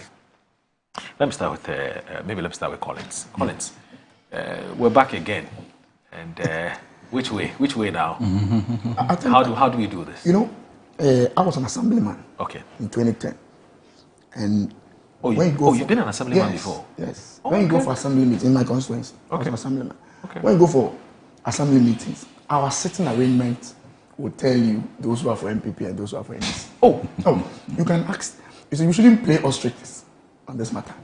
I thought it was only restricted to the elections, but after the elections, in law, it will tell you that assembly is not partisan. Yes. I'm telling you, political parties failed the candidate, assembly candidates. Yes. It's happening. It's already happening at the base. Wow. At the base. If you ask him, they will tell you assembly members who are aligned to the NDC. Assembly members who don't like NDC in my constituency is there. So it is something that is already on the ground. Although we all say that this is partisan and all that. As for the two political parties, we all agree that they should be elected. I think the last time we have gone very, very far. Yes. I think the disagreement was whether they should be elected on partisan lines, if I recall. That was where the disagreement was. But honestly, my brother, no matter how you look at it, if you want us to do an election at that level, it's going to be partisan. No matter how you look at it. Because whether you like it or not, my political party will present a candidate. I'm sure the NDC will present a candidate. So let's agree. Let us all agree that yes, first of all, the good thing is that we all agree that at least we've gotten to a point where our DCs must be elected. Because speak to every MP. Because we are elected, the people feel that we are their responsibility. I'm telling you. They are our responsibility. Because we are elected. When the road is not working, MP. When the taps is MP. Just recently, a transformer, when I went to one transformer, I just bloomed. Oh, that's what I know, a former minister. You see? But they don't know that the amount of money given to me for projects is nowhere near the amount of money that is controlled by the district chief executive, who is not elected. So it's almost as if he or she doesn't exist. That's the point I'm making. Because everybody will come to you as a member of parliament. Because only a two about now, even with the new formula that has been brought to parliament by the NDC, they are even going to be more resourced. If you listen to His Excellency's point, and Autofix was on the floor, but each district at least is going to get about 25 million per year. Ask how much we as members of parliament are giving for our projects. Less than $1 million. Less than $1 million. But you are the one being called for roads, for school fees, for everything. So direct them to the MC or DCE. That's the point I'm making. But because they will not go to the MCE because there's a guy in my town called Chichwere who has no knowledge as to how the DCE is going to be elected or is going to be appointed or anything. Yes. Or whatever. No. He doesn't. So his main concern is that once he sees me at a funeral ground, hey, honorable, and then the waba, the lights now they say, where is he? Why? Because they feel that they gave you that mandate. And rightly so. And so if the DCs who control a chunk of the resources are also elected and know very well that when you mess up, you can be taken out or you can be voted out, you will sit up. You use the resources judiciously. You get the point I'm making. So I am for the election. I don't have a problem. And I'm happy the president has hinted with the current numbers that they have in parliament. And especially when on our side we don't have any issue with the election. I think we can sit around the table and decide on the method that we are going to follow to elect them, whether it's going to be on partisan lines. But I can tell you, whether you're doing partisan or not, it's going to take a partisan character. Because at that point, I want a DCE who I'll feel comfortable to work with and all that. It's bound to happen. Let's look at it closely and ensure that they are elected so that they become more accountable to the people. Unlike what we are experiencing as members of parliament, where everybody will come to you for development and for assistance and all that. I'm for it. So if I mean, great. The two political parties have made it clearly known to all of us that they are for electing MMDCEs, and generally Ghanaians have said they want to. So what it means is that we're all on the same page. But you've said that the biggest bone of contention has to do with the method, which is the model, whether we're doing partisan or non-partisan. But I keep asking myself this question anytime this matter comes up. So if I am not aligned, I'm not talking about me, I'm speaking for persons who are not aligned. So if I'm not aligned to whether the NDC or the NPP, again, this window which presents itself for that person to participate in the governance of this country, you would have then been shut out of it. You would have to choose a vehicle. Is either the NDC vehicle or the NPP vehicle. So how long? But even at the national election, people go in as independent. Exactly. Yeah, but we all know the challenges that People go in independent as candidates. independent. Look, how many Even at the independent? national election, I'm saying that. Go to Parliament today. No, I'm saying that even at the national level, people go in as independent. Yeah, but we all know what happens. People go in as independent. It's true. If you say, we are not going to do it on partisan lines and allow anybody to. Yes.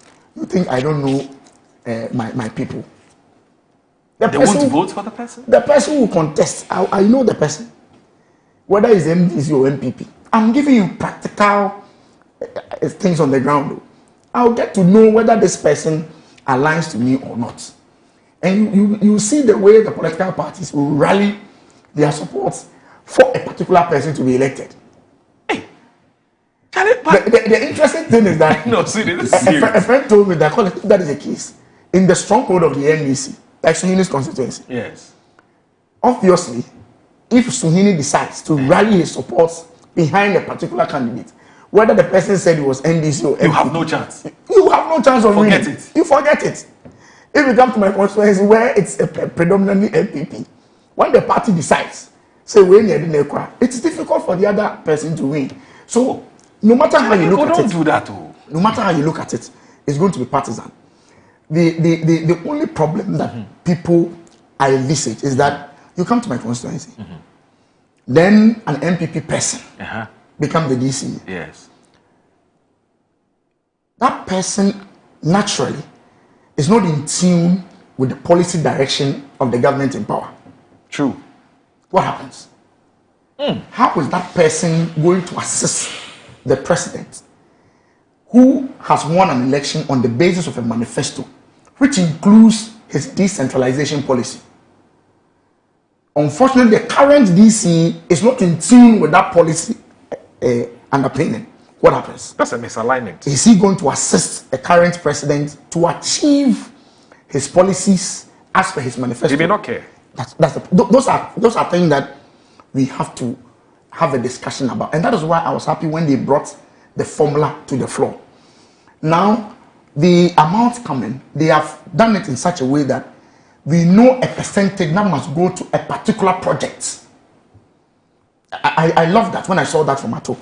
That 20% is to build school, 10% is to do this, 5% is to do this. So there's some kind of criteria. So irrespective of the DC who is appointed, you need to go by that disbursement criteria. But what challenge does that address? No, it takes away too much of the discretion from the DC. Okay. In a situation where the DC is NPP, NDC is in power, then he has a different direction altogether. Yes, that takes away that kind of personal decisions, not to align with the global picture from the presidency. You see, that can assist that. That can assist in that way. But the point I'm making is that no matter how you look at it, my brother, it will get to a point where the who become the DCE, if it's to be elected, if you are not careful, it will toe that same line. And so we should agree that that's how we are going to go. So we have to elect the president. Yes. Elect MP. Elect MMDCEs yes. too. Why? Yes. Oh no. If you want to elect, your friend is saying our assembly members. So your point is that we should open it up. I think we should look. But the point I'm making is that we can open it up. Yeah. And you post your hands off. I mean, that's why it's not. Why? You people want hijack everywhere. Oh no. I don't know what your thoughts are on this matter. It's not the fault of the parties. Okay.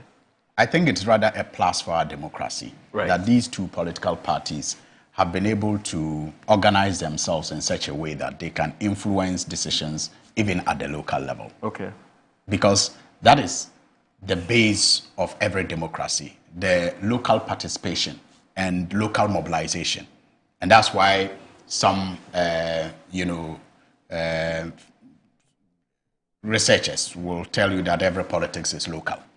So if we are able in Ghana to achieve a situation where the two major political parties are able to, influence decisions even at the local level, it should be a plus for the political parties and not a minus. Right.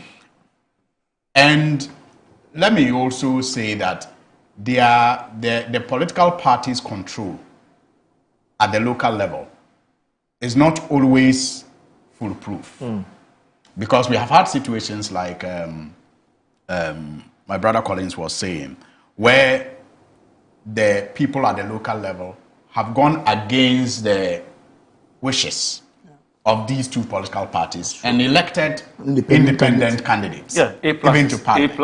Yes. Classic example. Even to parliament. Yeah, yes. Yeah. So, and it happens also even at the local assembly elections. Right. Some assembly members decide not to align and are still able to win against the subtle support. Yeah, or the subtle support that other candidates get from the NDC and the MPP. Some people still decide not to align, but by their own character and by their own vision and the direction that they want to take their local electoral area to, they win. So when we make it partisan, it's not as if the political parties are taking control over everything. Okay. It is just as it is at the national level, a competitive election, but the one that organizes better and activates its structures better gets to win the election at the end of the day. Right. Now, I do know that the debate has been a very lengthy one. It has been affected over the years by the different opinions, which for me has led to us enriching the whole conversation. Yeah. And I believe that at this point in time, if we take a decision, it will be based on the experience that we have had with the conversations that we have had on this subject all these years. Remember, the Constitutional Review Committee recommended that we should make it elective. We should allow MMDCEs to be elected, but they didn't want it to be partisan. The political parties at the beginning wanted it to be partisan. The former government wanted to repeal Article 55(3) of the 1992 Constitution to make it partisan.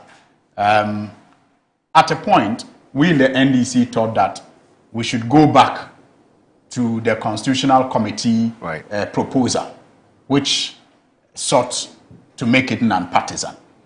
And as a result of non-consensus, we could not have the law repealed. And so it remains on our law books. Right. Now, the NDC, during the 2024 campaign, promised that we're going to make MMDCEs elected. We're going to allow for general elections.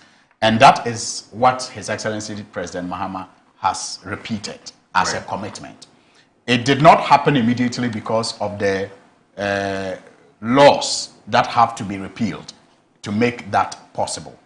Now, I believe that we will be able to get the consensus needed to make it either partisan or non-partisan. But whatever the decision is, I think we have all moved to a point where we all agree that the MMDCEs must be elected. Right. I think there's no question about that as things stand now. Right. The only disagreement now is whether it should be partisan or non-partisan. And I consider it a non-issue.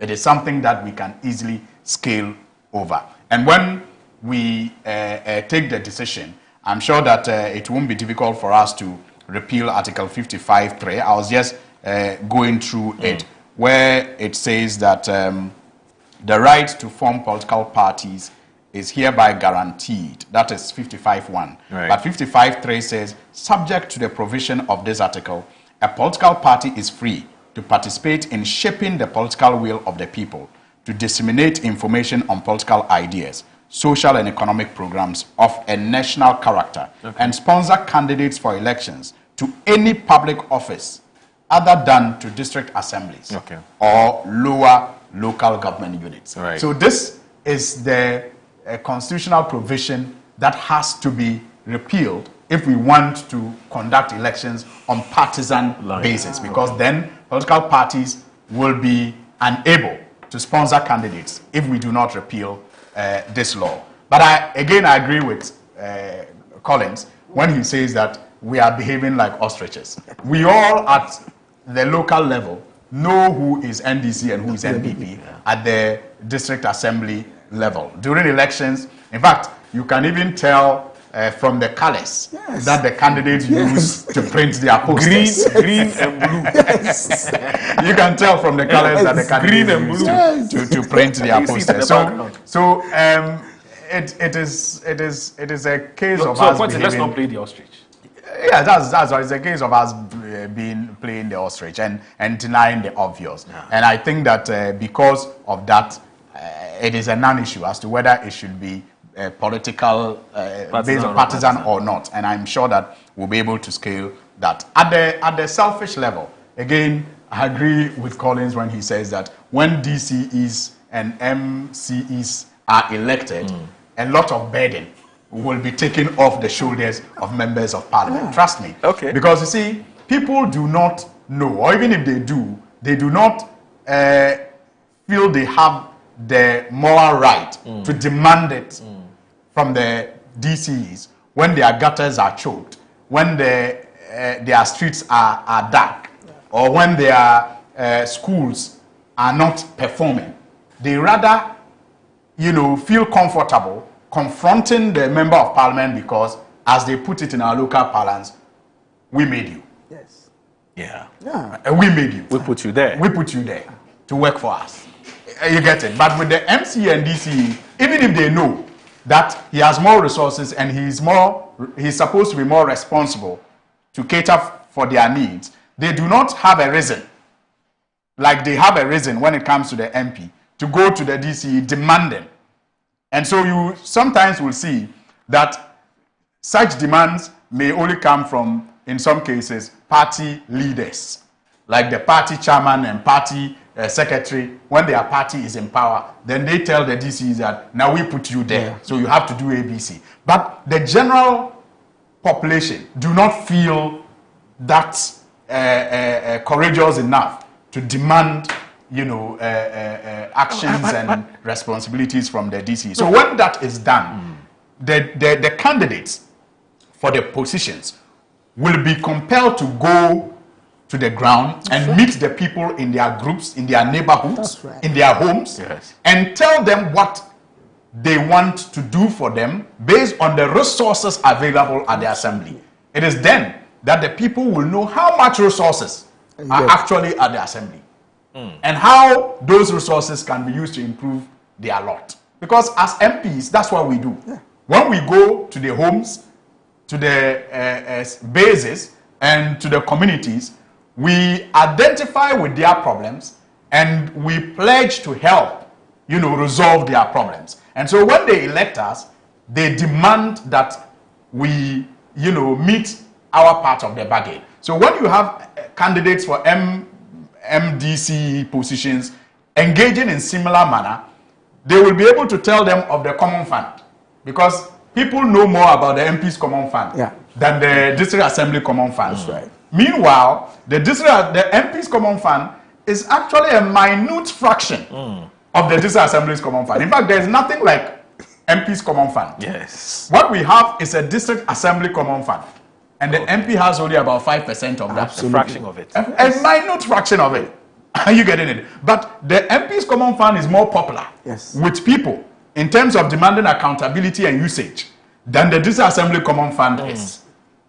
You get it? So somehow they focus more on the 5%, the utilization of the 5%, and forget of the 95%. We even have to write to the DC for approval. In fact, no MP has direct control. No MP, as things stand now, has direct control over the 2.5%. In my case, if you have two members of parliament under one district, it means the 5% is shared between the two MPs. So no, you don't even have that control over it. It's not paid into your account. It is still kept with the assembly. And any project you have to do, you have to write to the DCE to tell him that, look, I want to sponsor. And yet you are the people that will come to Absolutely. So at the selfish level, I think that members of parliament are going to have a lot of burden taken off their shoulders when we have I am not convinced that election of MMDCEs. Given the kind of attitude that some of our electorates have, or some of our citizens have, and how sometimes we have proved beyond reasonable that we are innately greedy. I am not sure if I know that now I'm voting for left and right. I voted for an MP, I voted for an MMDCE, so now let me shift a bit of the attention to the MMDCE based on all the reasons you've given, including knowing the kind of resources that the DC or the MMDCE controls. Wouldn't we rather have a situation where I now know that I have a double source? Okay? No, because you see, you will still come back to me anyway. I get your point. And for as long as I know that you will come back to me for my vote, it doesn't matter if I have 10 different sources. I'll go to everybody and collect what I think it belongs to me. Moro, you see, I want to get a point of it. I get your point, but let me be very honest with you. Of course, when I say all of them, some of them are innately greedy. Thank you. That's what I wanted to highlight. I mean, in my constituency, I say it all the time, that the problem is not as big as sometimes we make it seem. Okay. I go to an election and I'm able to make about 30,000 votes. But within the period of my mandate, 4 years, I may actually have direct contact with less than 10,000 people. Okay. Yeah. And out of the 10,000 people, maybe only about 5,000 or 3,000 will be having tendencies of the greed you speak of. Right. Right. Are you getting it? That tells you that majority of the people are not like that. Yeah. They vote based on the objective issues of progress and development and proper representation. Right. Are you getting it? So if you are going to make a decision, you do not focus on the small nuisance. The small nuisance. So yes, that is going to happen. You will have those who will now find it, an opportunity to eat with both hands. For them, the industry has grown. Exactly. But they are the smallest in our societies. I can bet you. But they are the ones we're complaining about, right? No. You see, they also have their role, because trust me, they also push leadership to do more. How? They have that. You know, if I come to you and I say I want to marry a third wife, how do you push me to do more?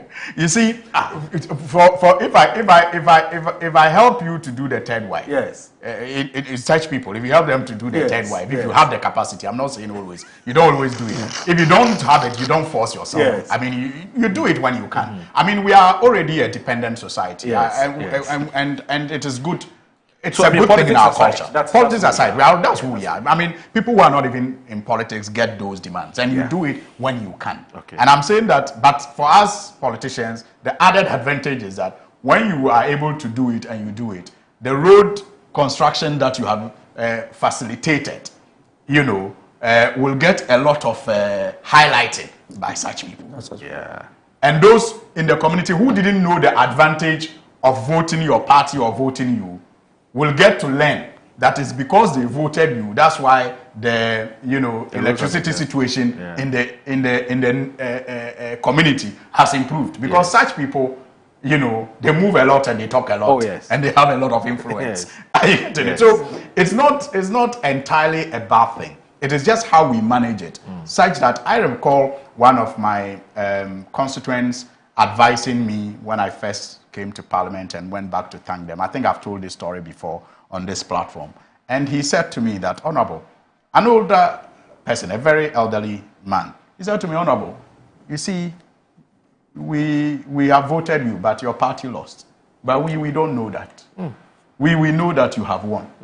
Even if President Mahama had won, we would not have had any access to him. So as for us, you are our president. Charlie. You are like our father. Wait,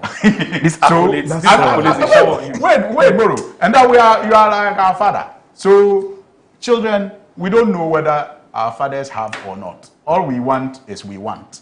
We want the new shoe. We want the new bag. We want the new bicycle. We don't know whether you have or you don't have. But to the best of your ability, do what you can, just like fathers do for their children. Don't go and engage in anything that will embarrass you and embarrass us because we want. But as for the wanting, we'll never stop wanting. And I mean, it stuck with me, and I think that it has served me well over the years to understand that you should not ignore some of these things you consider nuisance if you have the ability to respond to it. But when you don't have the ability, do not feel bad about it also, because majority of the people will appreciate the other more important critical support services that you are providing for the constituency. So I think that it's is making very practical arguments. I'm telling you. Listen, I have an astroturf that I grow, one of my towns. And Sweeney, I started chasing the project for it took me like 3 years. Sometimes I go to sit at Ghana guys for morning just to get it done. Now when the whole thing was completed, I was excited, you know. I met a group of guys. I'm like, you guys have always been complaining about, oh no.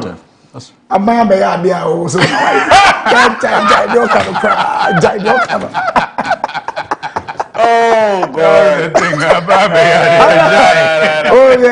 We are indeed sons and daughters of Oliver Twist. And then I'll do cigar. What? You expect me to use my? No. Where do you say? They forget the kind of troubles I went through to get it done. So it's so practical. I'm telling you. But you see, maybe if one of them wanted something small and sorted him on the side, go everywhere. He brought the astroturf. So it happens all the time. I mean, you get people say all kinds of things to you. I mean, there was one area whilst I was campaigning, all they needed was a beautiful KVIP something. So I went all out. When I finished, I mean, addressing them, I said, oh, this is what you've been asking for. Thank God, you know. One woman just raised her where they say in idea. I can't, no one's asking for the one. It's part of it. So people know these are practical things. So they know what they have benefited these are practical things. Seriously, these are practical things you encounter all the time. When you talk about 3 wives, in my area, it's not about 3 wives. It's a serious offense if you don't attend somebody's funeral. Such a big deal. It's a if you're not careful, he will not speak to you again. They are so passionate about when they were in grief. You came to mourn. You just come for 10 minutes. It's a big deal. You know, so the dynamics. Let me give you an example. With the cultural dynamics. Let me give you an example of social occasions as he has spoken. Okay. We call it social occasions. For us, it's not just funeral. It's any social event, be it outdooring, wedding, or funeral. Yes. There are some people that when I have to attend their occasion, and it's very important that you appear.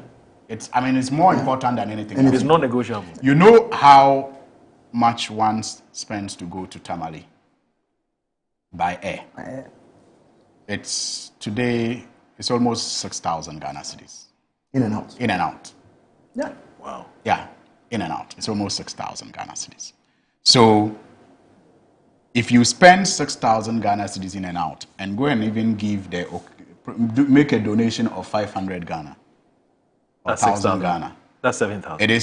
It is more appreciated than if you stayed in Accra and sent 5,000. Wow. Yes. It is more appreciated than if you stayed in Accra. So the physical presence. Yes. It's a big deal. It's a big deal. So those are some of the things. But the DC lives in the constituency. The DC will not attend that particular. And nobody will notice. No. DC not on there. All right. So I think that is a good thing. I'm very confident that His Excellency President Mahama, as he has urged, will lead the process for us to repeal and amend the necessary laws, 55.3, 243, 1, and the other political party acts and many other things that would make it easy for us to elect MMDCEs. I'm sure that he will lead the process for us to do that. And before the end of his tenure, we would have started electing MMDCEs. And I'm sure it will improve transparency, accountability, and it will also bring development closer to the people at the grassroots. Because when they begin to know how much resources actually go to the assembly, I'm sure that they will begin to pay more attention to how those resources are utilized to improve markets, to improve the lightening in the communities, to improve even the performance of schools. It's like the federal system, I think. The challenge that has created the delay, in my view, sometimes has been the fear that it can lead to lack of control at the top. Because if you have a situation, for example, where in the Ashanti region area, MMDCs are all from a party other than the party in power, or in the Volta region where the MMDCs are from a party other than the party in power, then there can be a challenge with the decentralization of national policies. Because when the president at the national level now introduces a policy that these MMDCs do not identify with, it can be a challenge when it comes to implementation. But I feel that the most important thing is the people at the local level having control over their developmental needs. Because not every national policy that actually impacts positively sometimes across board. In some cases, the policy can work in about 95% of the country, but may not be practical, in the 5%. And if they think it's not practical and they devise their own way of still carrying out what the nation wants to achieve without conflicting, without affecting what the national policy is about, I don't think it should be a problem. Yes, and I think as Colin said, the new formula which has now been passed and adopted would also help to a very large extent. Absolutely, because you don't have any option. Otherwise, you'll be flouting the rules, the policy, and you would face sanctions and that. But I hope you know, Al Hassan, that there's another. So if we succeed with these MMDCE elections, it would be unprecedented, isn't it? Because we've never done it before. Yes. But do you know there's another election which is going to happen, which is unprecedented? Or you haven't heard? Election. It's happening in January 31st. Yes. There's an election happening in January 31st. NPP's presidential primary. Please stay with us. We'll be right back.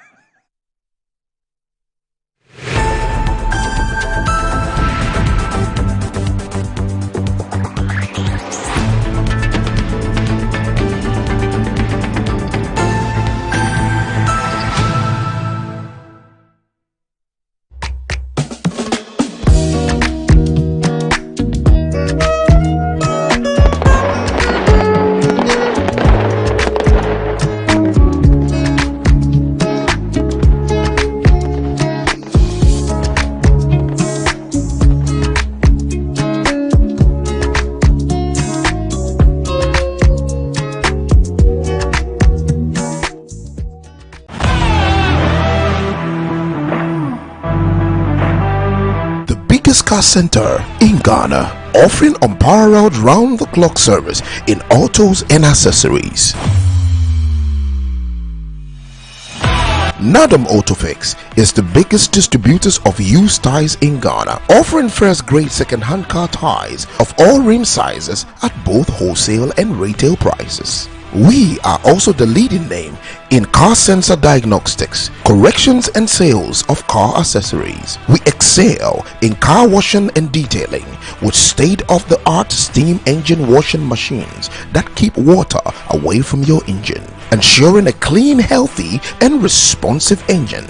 Nadam Autofix, the first name in servicing, car accessories and car washing. Visit us today and experience the world of class difference. Find us today at Asoridaho, directly opposite Dansoman KFC and the Shell filling station. For more details, you can call us on 0503 244 266 or 0535 339823. Nado Motofix, Wukwainso Nyonko Papa. Wabedum time aso. Hey, J. Watch it, na learning. Missy, watch and learn. Mekwaya mabesisia. Abozege. Akache say no ya konate and the more drink woman. Hey. But I tell you. Oh, sorry. She knew her old days. Hey, J. Dabio, baby wom. Ready? Hey, baby wom. Ah, Aji! I'll cause some discomfort. Ah! Sorry, uncle, where would the dad? Why your funeral? At your phone for Aerofield Trading. Sorry, it killed them all. No mum share Nanda Daya was mosquito call as you do woman. Na say spray with them musa. Try sima a dronum and sana ko dynamo. And Kratoi FDA Ajatum.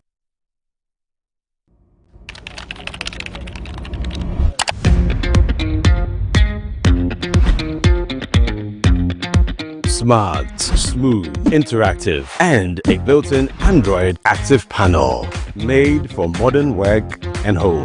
For corporate clients and university students, enjoy top quality 10th generation Toshiba laptops built for performance, power, clarity, and speed. All in one desktop.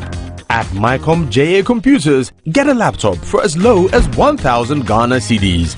All products are imported from the USA with a 1-year warranty. Visit Mycom JA Computers today and elevate your tech. MGL Logistics and Supply is your trusted partner, providing seamless solutions for all your procurement needs.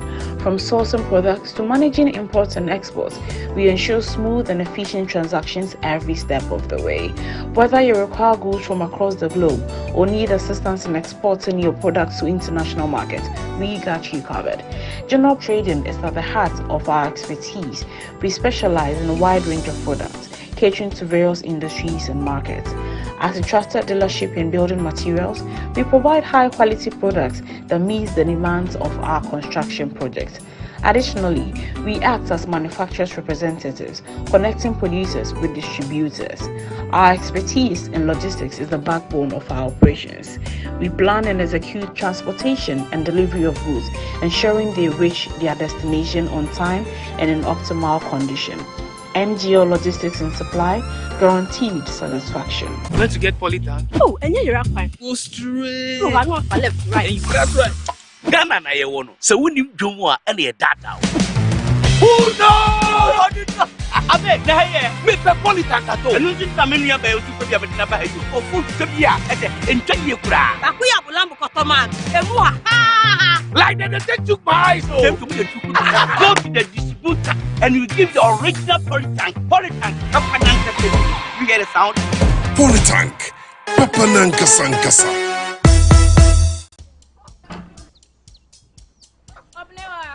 Mommy.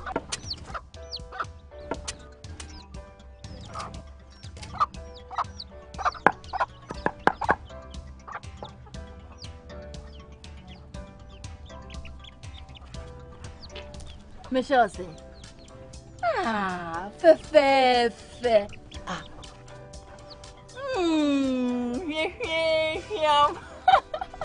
Different era, better result. Time has changed and time has brought Kel Charcoal Toothpaste. Healthy gums, anti-cavity, fresher breath, and it whitens teeth.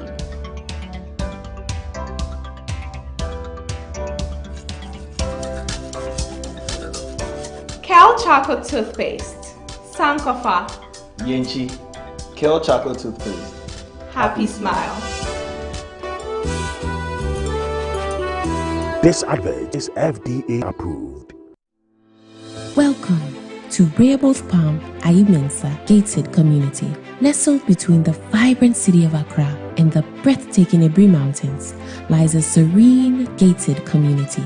Here, you'll find litigation-free, fully serviced demarcated plots to build your dream house in a gated community surrounded by lush greenery and the calming beauty of nature. Perfect canvas for your dream home you want to build. With well-tarred roads, a reliable drainage system, electricity and water, fully serviced plots are ready for your vision. Enjoy exclusive amenities like a swimming pool, tennis and basketball courts, all within the comfort of your community. Start your mornings with peaceful walks or energizing jogs under the shade of palm trees and stunning views of the Peduase Ebri Mountains and city skyline. Starting from 450,000 Ghana cedis and a flexible payment plan, visit www.rehobothpropertiesgh.com to make inquiries. Call or WhatsApp us on 020-682-3524, 055-375-1933, or 024-476-4499. Rehoboth Properties, quality housing for all.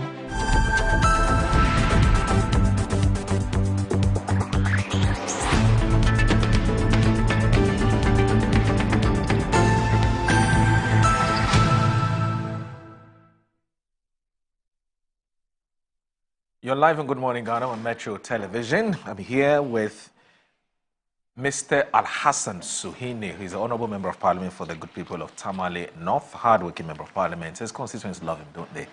He's also a Deputy Minister for Roads and Highways. He's here with us as one of our guests, and also another man who's also cherished and liked by his constituents is the man Honorable also Collins Adamako Menta. He's an Honorable Member of Parliament for the people of Efija Kwabre North, and also a former Deputy Energy Minister.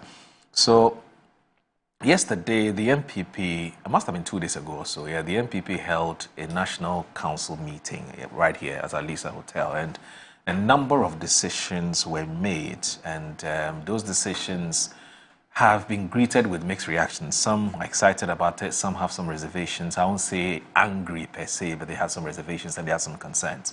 And so we'll try and get Collins to walk us through some of the fine details of some of the decisions that were made by the NPP National Council, and also to pick his thoughts on some of the concerns that were raised, whether those concerns are legitimate or not, or perhaps based on a lack of understanding of the decisions that have been were mooted yesterday at the council meeting. So Collins, but before we went on that break, I said there was something that was coming up in January, and if it happens, not like if it happens, it's going to happen and it's going to be unprecedented. But these are fallouts, we're told, from the Professor Michael Quay committee report. Now, from where you sit, what's the briefing that you have concerning what is informing these decisions that have been made by the party? So first of all, what are these decisions and what is informing those decisions? Well, I did not attend the National Council meeting. Okay. So I'm relying on the General Secretary's press briefing after the National Council meeting. Right. I think key among the decisions that was made was that we are going to have an early presidential primaries. It's been slated for January 31st, 2026. And then they also considered the proposals, amendment proposals to the Constitution, that the committee that was set up, chaired by a lawyer, I think Davis, also presented their reports. and per our constitution, once the amendment proposal is presented to National Council, the General Secretary is mandated to share the amendment proposals with the entire country through the constituency secretaries and regional secretaries. So I've received mine. Okay. It is our duty to go through and make a case for its adoption or otherwise in July, when we meet for the national annual Delegates Conference, which we are told will take place in Accra in July. So the July one is a conference. It's a conference. And then the January one is a congress. Yes, the conference is the highest decision-making body of the party. Right. However, the National Council is given a special power to decide on the dates and venue for the presidential primaries. Okay. So this particular decision of 31st is final, unless the National Council reconsiders the decision based on maybe opinion that are being floated around. Right. But as we sit now, per our constitution, the National Council has that power to take that decision. And they've done so. The proposals will be discussed thoroughly when we go for the conference, the annual National Delegate Conference. And there's been a lot of proposals that have been floated around. Key among them is the expansion. Others have argued that we should tread cautiously. I think the NDC tried that general expansion, but they later have to tweak it a little bit. Yes, there was an expansion, but it didn't make it as open as others are suggesting now.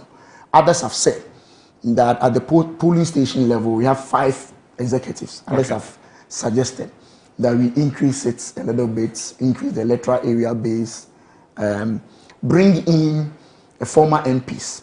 You know, our constitution currently, former MPs don't have the right to vote. Yeah.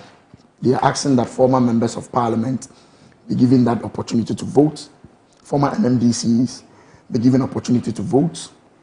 They want us to increase the Council of Elders and Patrons slot in order basically to give an opportunity for a lot more party people to assist in the decision making in electing our parliamentary candidates and presidential candidates.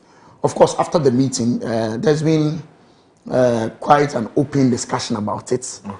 People feel that the early Congress is not ideal. People feel we should start from the bottom, as is being done all the time, from the polling station to the electoral area, to the constituency, to the regional, to the national, and then to presidential, and sometimes to parliamentary. Others have also argued that why don't we have the 2 elections on the same day, the presidential and the parliamentary. Others have argued. Others have also said we should allow the status quo to remain. And all those decisions will be made by the highest decision-making body of the party, which is the National Annual Delegate Conference, which is slated for July this particular year. But significantly, the significant change in this whole structure is the fact that the party's National Council has decided that as quickly as possible, let's have a presidential candidate who then becomes the leader, especially whilst we are in the position, so that we all rally behind the eventual winner into the 2028 elections.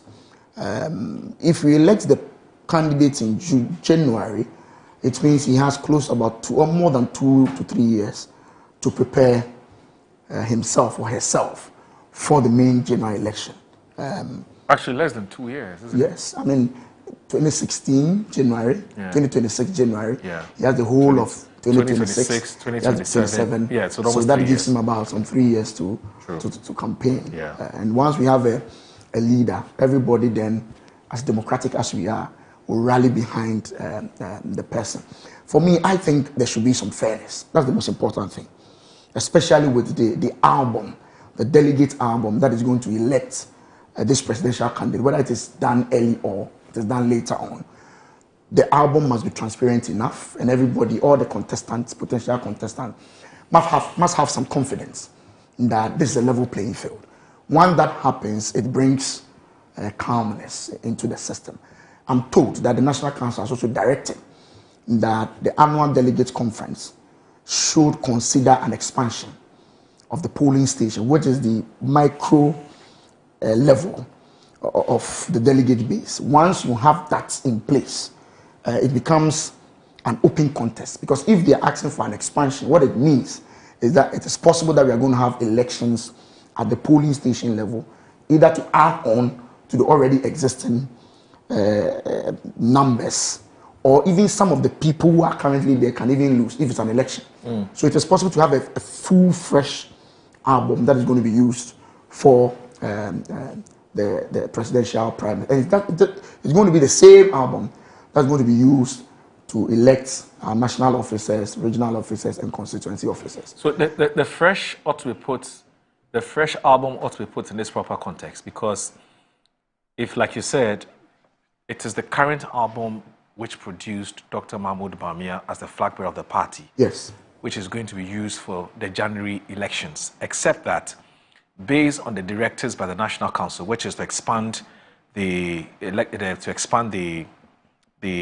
executives, the number of executives who will be voting from the electoral coordinators to the polling centers, it would sort of expand. To expand, because former members of parliament now will be eligible to vote. So it's fresh in terms of the new numbers that were recorded. I'm saying that the National Delegate Conference will give us an indication of how that expansion will be done. Will be done, okay. Whether we are going to have a fresh election at the polling station level to include the new additions. Okay. So I am saying that the January election of the presidential candidate, I'm appealing to everybody to calm down. It is possible we are going to have a fresh, because the concern is that people think it's being skewed for one particular candidate on the basis of the fact that the album that elected Dr. Mahmoud Bawumia will primarily be the same album that's going to be used. Right. But the directive that, as I've been told, that we're going to have an expansion, tells me that the album can significantly change. If that is the case, then it means there's a level playing field for all potential aspirants to go and meet the delegates and argue their case out and hope that they become flag bearers for our party. Let's engage in some conjecture. Let's assume that the National Council directs that fresh elections be held to produce your next electoral coordinators and polling, station executives and so on. How would it significantly change the size of the electoral college? Because I want to believe that it's a pyramid. It would. The base is bigger? The base has always been bigger. The polling station has always been bigger. It's even going to be even more big based on the directive. Yes, it's even going to be more big. Because we are hearing that based on the proposal that have been circulated around, they are asking for the 5 polling station executives to be increased to 7. Okay. We usually currently we have just 1 electoral area coordinator.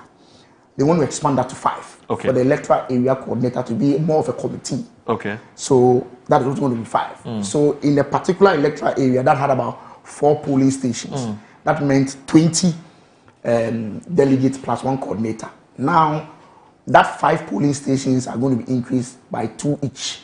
That makes it 7 times 4. Okay. You get the point I'm making. Plus the electoral area that is going to be now moved to 5 instead of 1. So obviously the base is going to be bigger. Okay. Bigger. And the reason why I asked this question, because I want to know whether that expansion will address the concerns and the suspicions and the reservations that some persons have that the current album is skewed towards Dr. Mahmoud Bawumia, so that if elections are held today, Dr. Mahmoud Bawumia doesn't even have to campaign. He would win automatically. But the point is that would these changes address their concerns? Is the former vice president, is the former flag bearer. Yeah. So whether the album is changed or not, he's a little bit inch up a little bit. Absolutely. Yeah, because of where he stands as a former flag bearer, a former vice president. So he has a little. He's like the person to catch because he's the current person. So that is there, no matter how you turn the table. Okay. But I'm saying that in situations like this, it is important that all the contestants, all of them, understand that there's a level playing field. Once 1 or 2 of them do not feel that, that's what leads to the acrimonies and the suspicions. And the reconciliation becomes more difficult. Yeah. So I believe that, today is when? Today is 19th. Today is 19th. Thursday. We are in June. Yes. By July, the national conference would have been concluded. Okay. It will give us a clearer picture. And that's why I'm appealing to all communicators, supporters of all the potential aspirants to be calm. Your concerns may be addressed at the national delegate conference, where a directive may be given that let's have fresh polling station elections. Okay. That form the basis for the main album. It becomes easier for everybody. Okay. So everybody should calm down and let's look at how things are going to unfold, because it's important that at this particular point in time we are careful with our diction. Disagreement will come. Trust me. As for disagreement, it will come. Yeah. It is what you say during the disagreement that is the issue. Because immediately after the election, no matter what you do, we have to find a way as a political party to rally behind the eventual winner. Right. To face an NDC political party, which is on a very strong footing now. Yeah. So when we are divided, it becomes a problem. I've heard Mr. Kenneth Japon always speak about unity. I've heard Dr. Baumia saying, I was watching a video where Mr. Kenneth Japon said Dr. Mahmoud Baumia has called him to wish him a happy birthday. That was refreshing. That is how, that's the beauty of our democracy, And most of the time you realize that sometimes you realize that the key people don't have a problem, but the supporters, they create a lot of problems. Let's be circumspect with our language and hope that we come out of this quite strong. The very interesting thing is those opposing to the what do you call it, the early elections now. Some of them were very, very, very, very strong for early elections some few years ago. But let's see how it goes. But I'm quite clear in my mind that by the time the National Delegates Conference is concluded, a lot of these things will be sorted out, and we can move on. If you look at today's Insight newspaper, Boache Jakun slams MPP's neck, and Alassane, I'll bring you in. It says, over decision to elect Flagbearer before executives. Now, Flagbearer, hopeful for the New Patriotic Party, Boache Chiremanten Ejaku has slammed the party's National Executive Committee over its decision to change the internal elections approach to a top-down system. Now, addressing the development during an interview on Sompa FM yesterday, Wednesday, June 18, 2025, Ejaku did not mince words in his strong criticism, expressing his disapproval of the next decision, which he described as total nonsense. He questioned that. Yes. Well, it's been put in quotes, so perhaps. So I can confidently, well, not in quotation marks, but this is the. Don't worry. Don't even continue reading. Okay, all right. Because I'm sure we are aware of this. But the point I'm making is that okay. So he questioned the rationale behind the change in approach, which previously involved electing party executive before selecting a flag-bearer, but has now been changed to prioritize the election of flag-bearer before executives. He suggested a decision was made to serve certain selfish interests within the party. What has caused for them to change the bottom-top approach to top-bottom approach? Who builds a house starting from the roof before constructing the foundation? It's either some people don't understand the politics or are just being selfish and greedy. Why would you elect a flag-bearer before national and regional executives? A total nonsense, Ejaku stated. The politician who previously served as Minister of Energy under the Kufuor-led government drew comparisons between the potential impact of electing a flag-bearer first and the effect of electing party executives before selecting a flag-bearer. He argued that electing party executives from the polling stations would reduce the party's workload and ease its burden during grassroots campaigning. He added that the work rate achieved by the executives would far surpass that of the flag-bearer in campaign efforts. If you understand campaigns very well, you will not elect a flag-bearer at this time. There are 88,970 human settlements in Ghana, and so if you elect a flag-bearer and expect them to campaign in all these communities, it will take them 10 years to achieve that. But if you have 210,000 executives from polling stations, they can successfully campaign in these communities within a week if 2 executives are assigned to each community. No, yes, I respect Mr. Boache Ejaku. Yeah. I mean, I have a great deal of respect for him. Right. I mean, words like nonsense and stupid and all those things. Was avoidable, eh? He's above that. He knows that he's above that. I mean, he's a very strong party person. Right. He understands that when the party takes a decision, we rally behind it. Even if you disagree with the decision of the National Council, right. words like nonsense and all that it's unfortunate. Should try to tone it down. Okay. Now, he was the campaign manager for Akufo-Addo in 2012. What was his position on early election? Moro, Mr. Boacheja. He was the campaign manager for His Excellency Nana Addo Akufo-Addo. What was his position in 2012? Obviously, it was early Congress. He wanted early Congress. Yes. What has changed within 8 years that he feels that now the early Congress is nonsense? Collins, the only constant in life is change. What's your problem? So my point is that his concern in addressing the issue, he should espouse some reasons for us, and not to say it's nonsense. No, but he believed in it before. Now he doesn't believe in it. Why? He's entitled to change his mind. Now he doesn't believe in it. You know, Moro. Say what goes around comes around. Absolutely. No, this one is not just our house. See, that's the mistake. That's the mistake we often make in this country. It's your house. No. You see, the NPP is a public entity, just like the NDC. And see, the decisions they make in and out of government should be of concern to every tell me how well-meaning Ghanaian. Know me house better. Show me, tell me how to say it house. In Hausa they say Jidenaka. You know, Moro. What a Jidenaka. You see, when parties are in opposition and we ignore the way they organize, right, and what they say to each other and about each other when they are organizing, eventually come to impact all of us if by accident they get the chance to rule. You know, we need to be concerned about how they are organizing, what they are saying to each other and about each other, so that when we are making decisions at the polls, we'll be guided by their thinking and their methods and their approach, and decide whether to give them a mandate or not. But if we don't show interest and say, oh, it's your house matter, that's when we act surprised when they come to power and begin to show their attitude that they acquired in their house when we're not looking. Then we begin to act surprised. You see, first of all, Moro, I do not know the state in which the chairman of the party is in now. And so I'm going to be very measured in the way I make the point I'm about to make.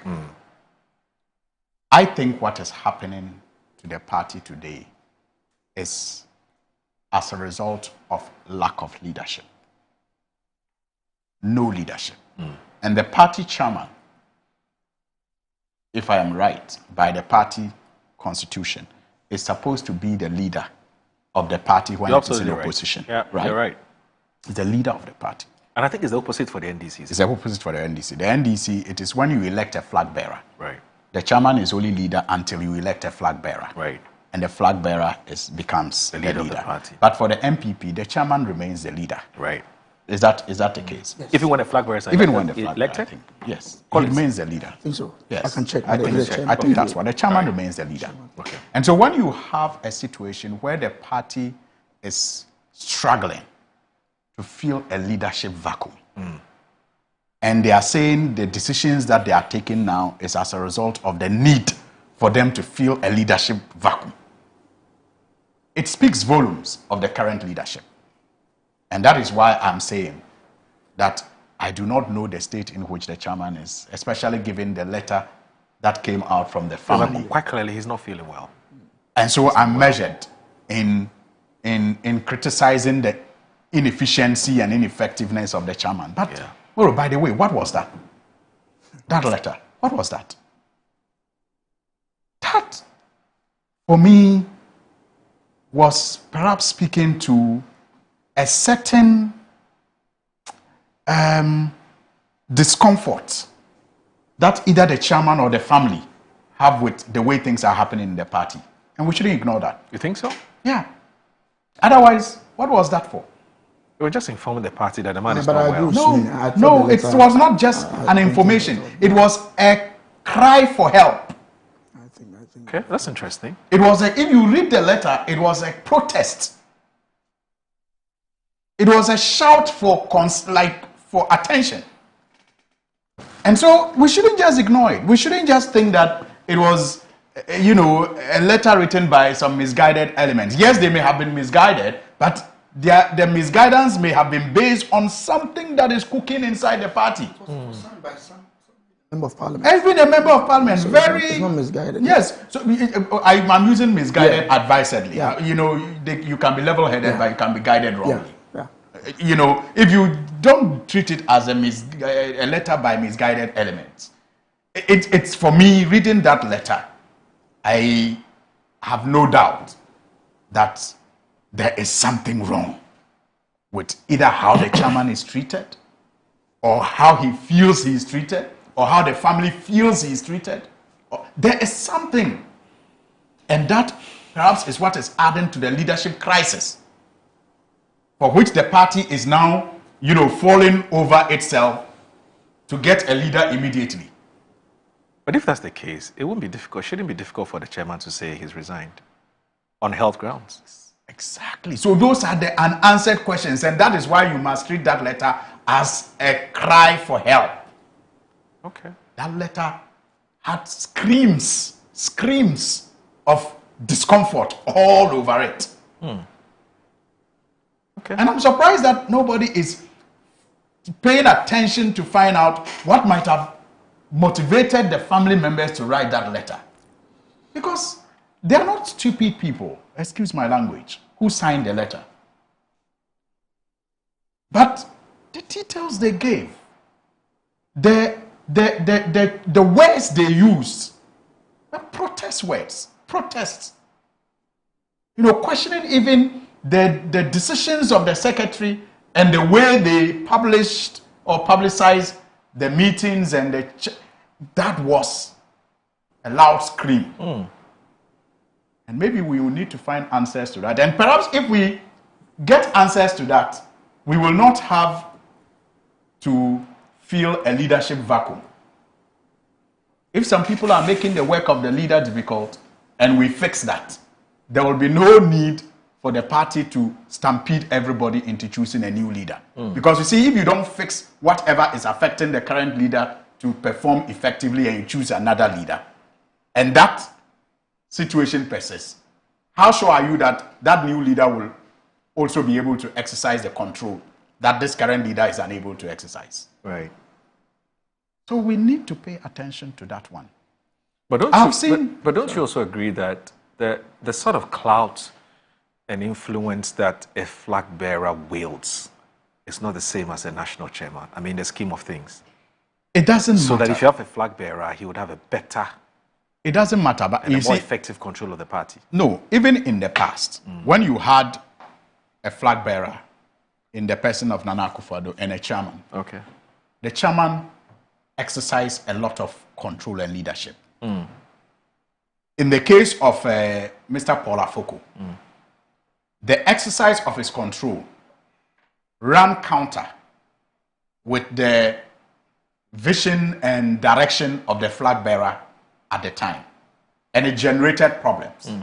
They had to unfairly, yank Paul Afoko out and get a chairman whose exercise of control and authority was in consonance with the vision and mission of the flag bearer. Because the flag bearer was not the one exercising the authority and leadership. He did so, even if he did, through Mr. Freddie Blay when he was brought in. The chairman was still the chairman. So the election of a flag bearer will not diminish the authority and leadership of the chairman as the party expects of him and contained in their constitution. No, it will not diminish it. No, but Sweeney, it will either complement it or conflict with it. Sweeney, then you and I are saying the same things. Yes.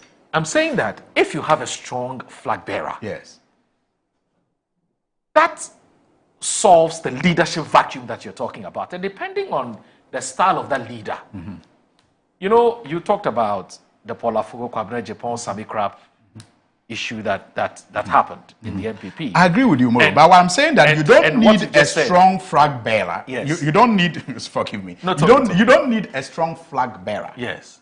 To highlight the control of a chairman and the leadership of a chairman. Okay. A chairman without even a flag bearer is expected by the party's constitution to exercise leadership. True. So a strong flag bearer, that's on paper. Yes, but a strong flag bearer will only complement that leadership and control.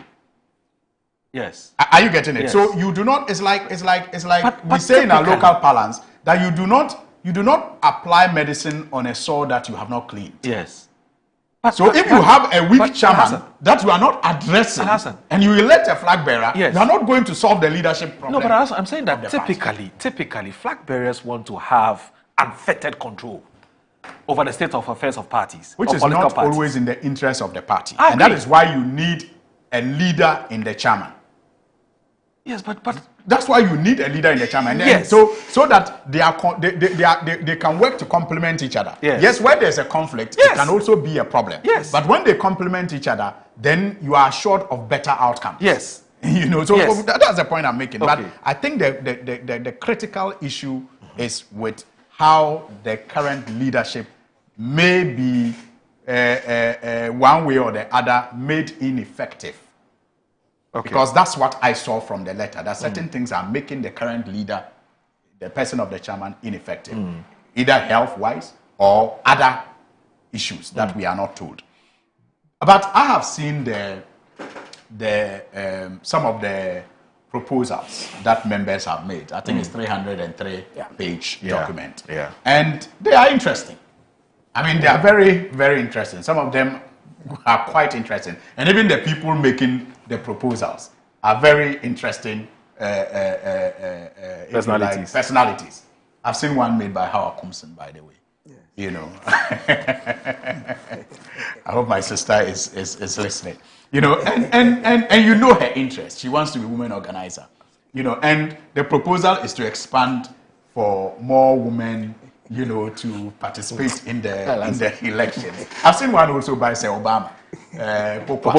Yes, Daniel Adumako. Yes. You know, and they are quite interesting. They are bona fide party members. Don't do that.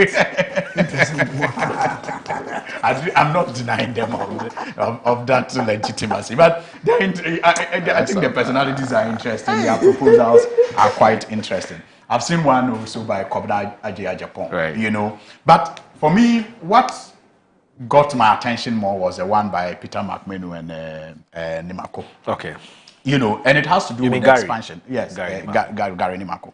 It has to do with the expansion of the Electoral College.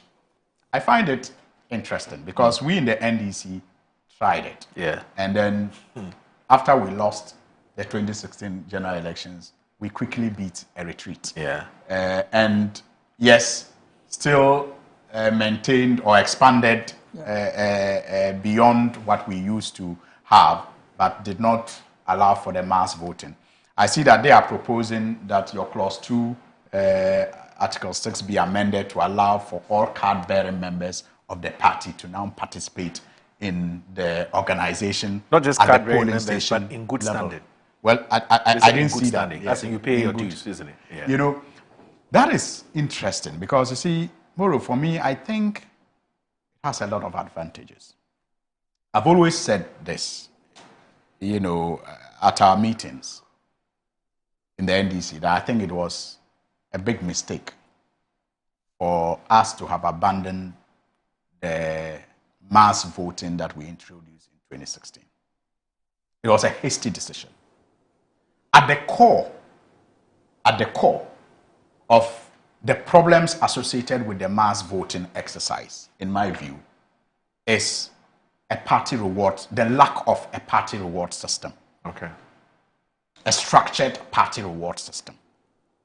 And so because we do not have a structured party reward system, when the NDC lost the 2016 general elections and then the Kwesi Bocho committee started going around the country to meet with party members.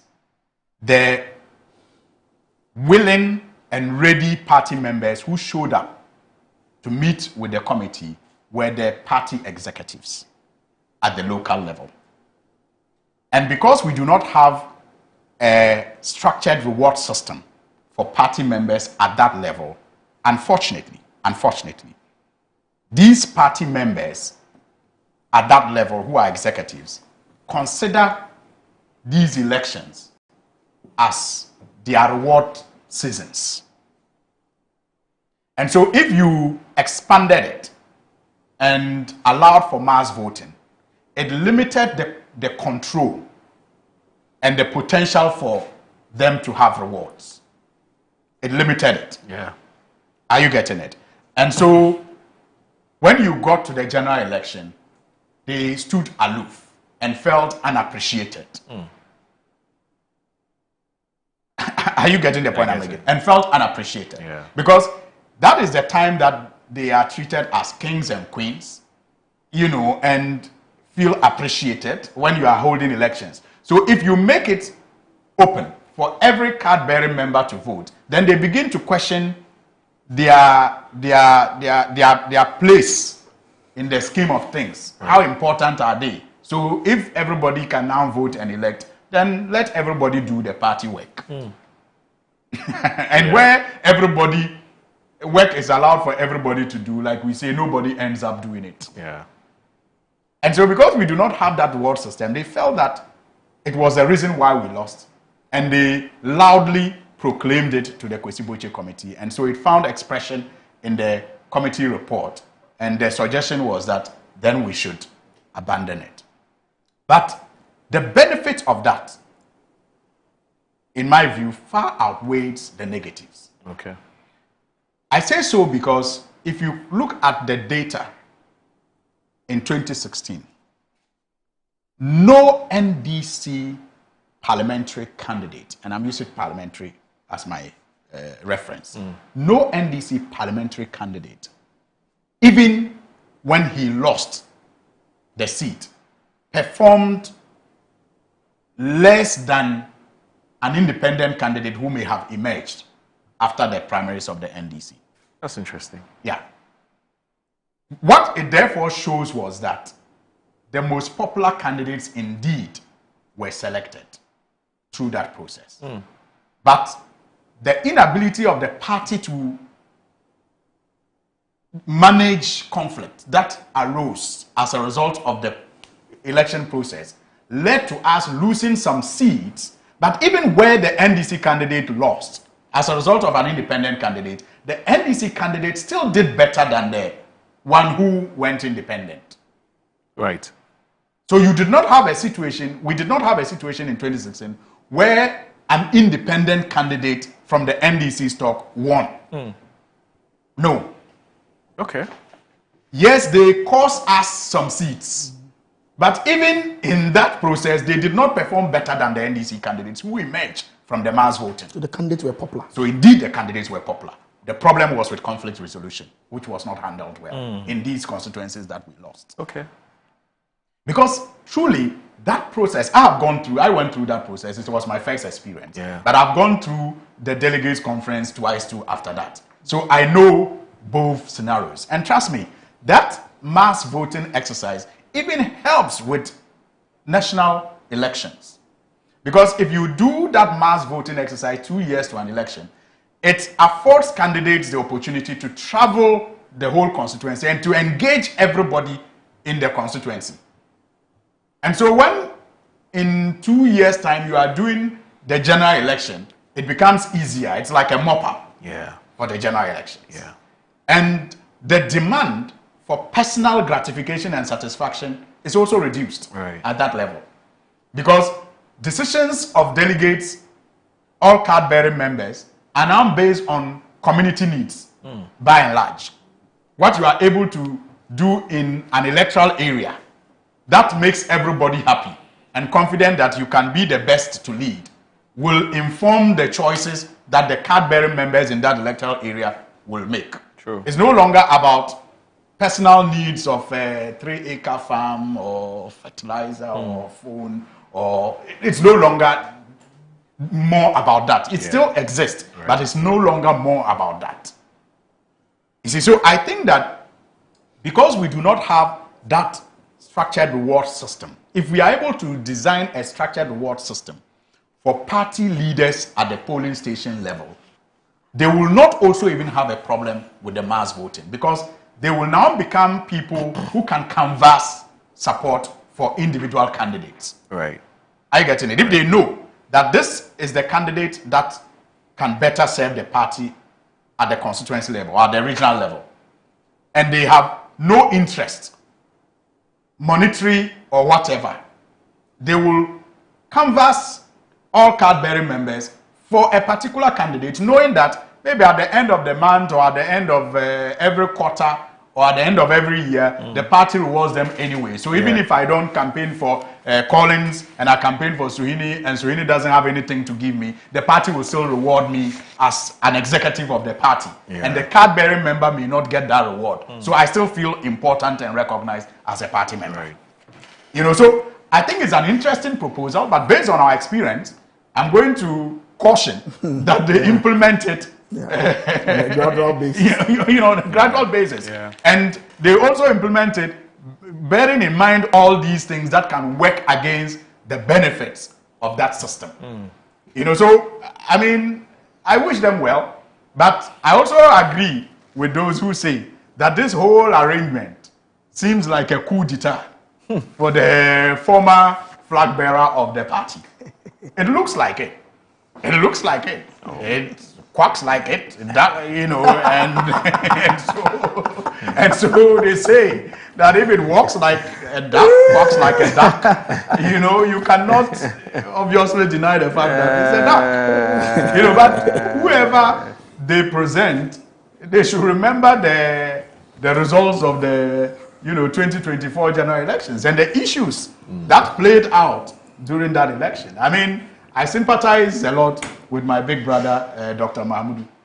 You know, because a lot of chickens are coming home to roost on his head, unfortunately. I'm sure you've heard what Eugene Boachi Entry has said, the former Subin MP, why he believes that the NPP has a chance in the 2028 elections. He says the NDC, from where he sits, the NDC is going to sponsor or present a new candidate. Obviously. And for him, that gives the NPP a strategic advantage over the NDC in the next elections. And so, whereas you are here and you are thinking and saying that 2028, it looks good for the NDC. You see, Moro, every election... He's aspiring to become General Secretary. Yes. Yeah. Moro, every election is different from the previous one. Absolutely. No elections are the same. Yes, you don't go into the next election with the previous results that you had. Yes. You all start from zero. Yes. And so no one is going to come into the election with any special advantage. The fact is that whoever the NDC presents for the 2028 general election will be, I'm sure, known just as any other candidate that the NPP will present in our body politics. Are you getting it? And so it's not about Dr. Mahmoud Bamia, then he's already been marketed, hasn't he? Oh, come on. I mean, the number of times one goes does not... You see, no matter how much you take a bad product to the market, it will still be rejected, as a bad product. It's not the number of... I mean, what's the name of the guy? What's the name of the guy? The guy whose posters are everywhere in this country. What's the name? The guy who has a massive building in yes. The young chap, isn't he? No. Not the independent candidate. The independent, okay. He's also an independent candidate. Oh, look, he has this son. Apalu. LP. How many times has That's a very good friend. No, but I'm saying that how many times has Apalu... He said you are one of the reasons why he not can't do elections. How many times has Akalu not been marketed? Charlie, Are you getting it? The man is frustrated. It's all over the country. Look, his posters and pictures are more than any other flag bearer. You know, in this country. With that when he loses the election, say you do it again. And yet you see the next, you see his posters there. So I don't know why he keeps doing it. So it's not about how marketed. If not, Akalu would have won the whole election. You would have won the previous election. But I agree with you. I agree with you when he says every election, the dynamics are different. That's true. Yeah, so trust me, the NDC will go into the next election with the record of performance that we have started with. Right. And I'm sure it will matter less who we present based on the record of performance that we are beginning to chalk. If the people of Ghana see that the NDC has governed better by way of listening better, showing more empathy, showing more respect, and attending to the economic needs of our people, improving our infrastructure, I don't think that anybody will want to gamble with those who took us backwards. It's too fresh on our minds. All right. To want to gamble. The Ghanaian people will like also be also concerned. Even if the NDC, as I say, performs well, will be concerned about who takes over, whether that person will continue with a good work or not. After John Mahama, we have to make that decision.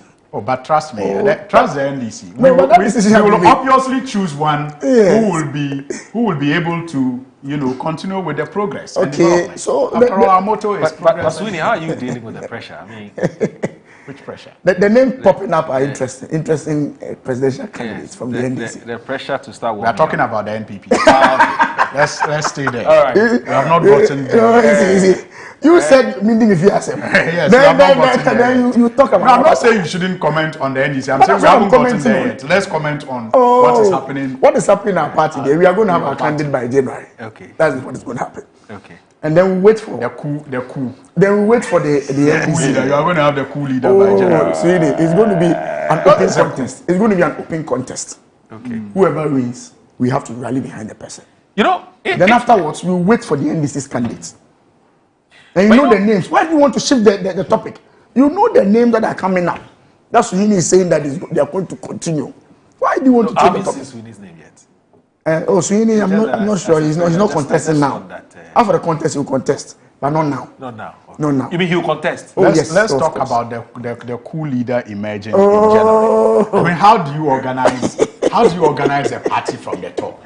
Like, which party has ever done that? And that's the people who want you to contest. They are watching. You want to choose a leader on top of the rocks instead of you to clean the rocks and allow the clean system to throw up. Interestingly, but I'm told they're going to have a polling station. So interestingly, who the NDC would elect next year?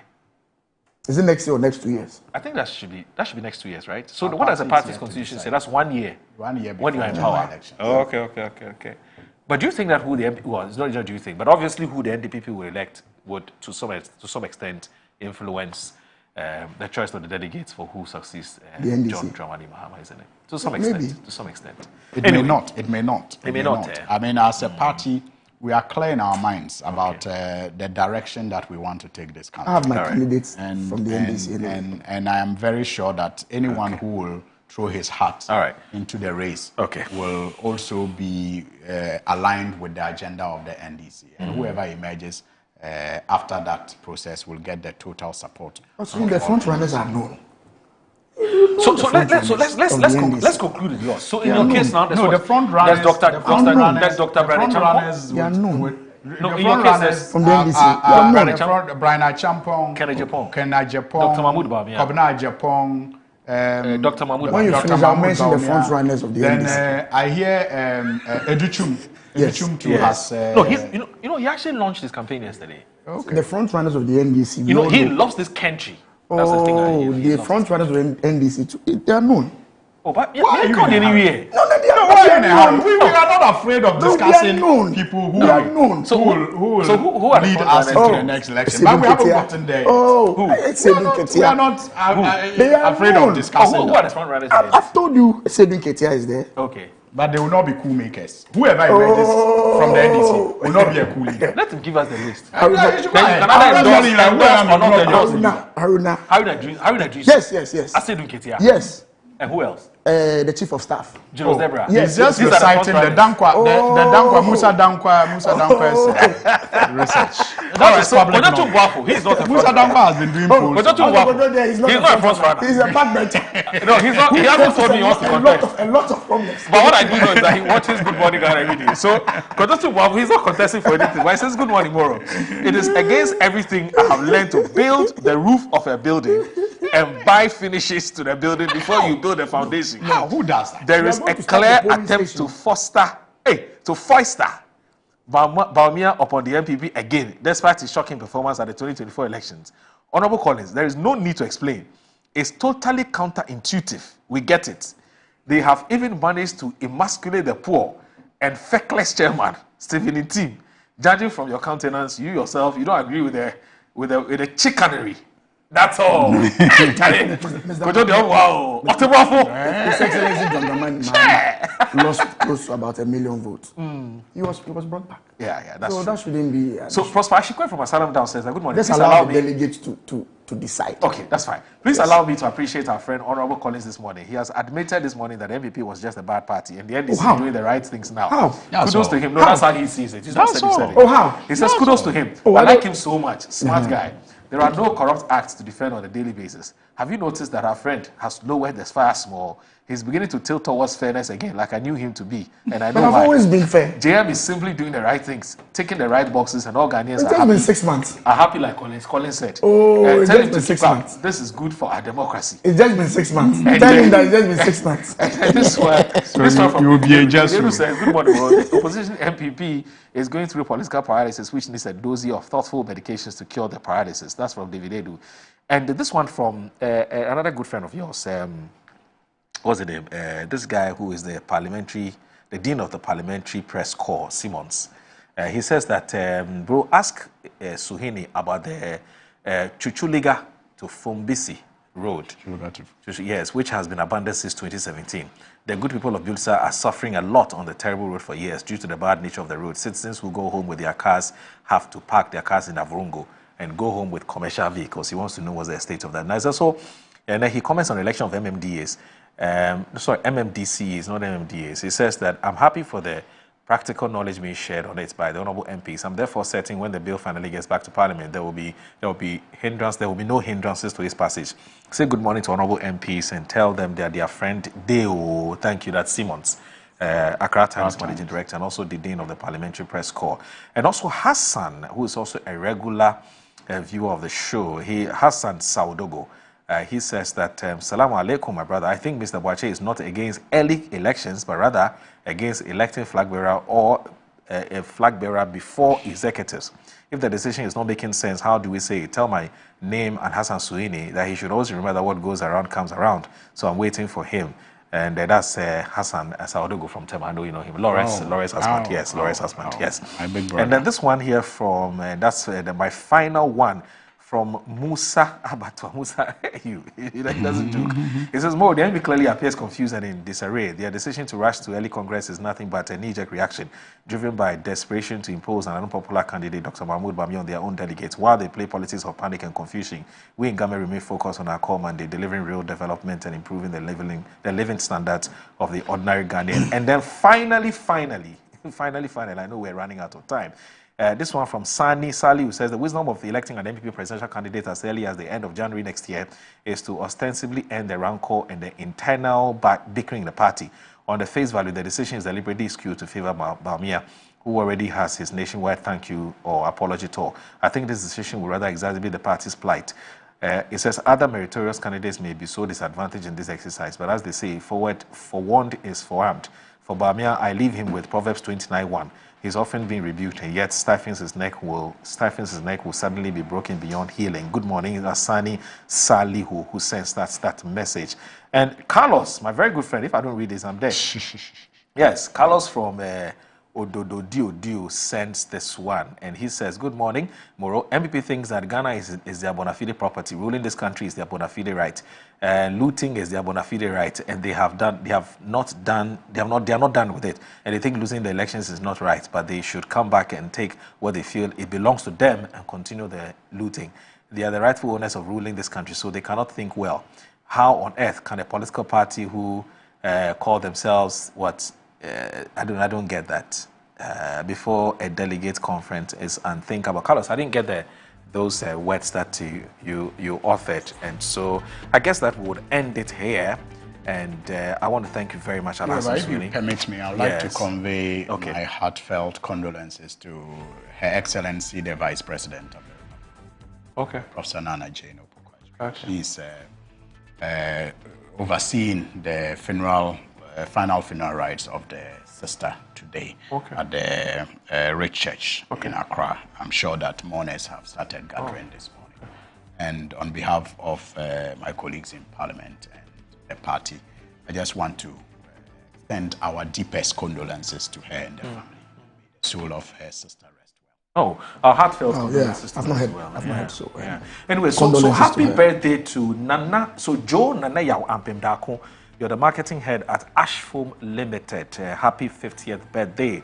God bless you from Nat, Nana Debra, and all of us here at the Ignite Media. So happy birthday, Joe Nana Yaw Ampem Dako, marketing head, Ashfoam Ghana Limited. So, Alassane, thank you so very much. I have a lot of complaints from my constituents on the passport office in Kumasi. Okay. Process is smooth, but getting the passport. Wow. Yes, I think it's a courier service. I think it's become a problem. The courier service. We have also received a number of complaints from when you check at the passport office, and then it is done and delivered to the courier service. The courier service. It's been done. I mean, the process to get the passport now, it's been done everything, but to get. I think the problem is Ghana Post. So, all right. So I heard Sami. I hope Sami. Yesterday, the Minister of Foreign Affairs was in Parliament to.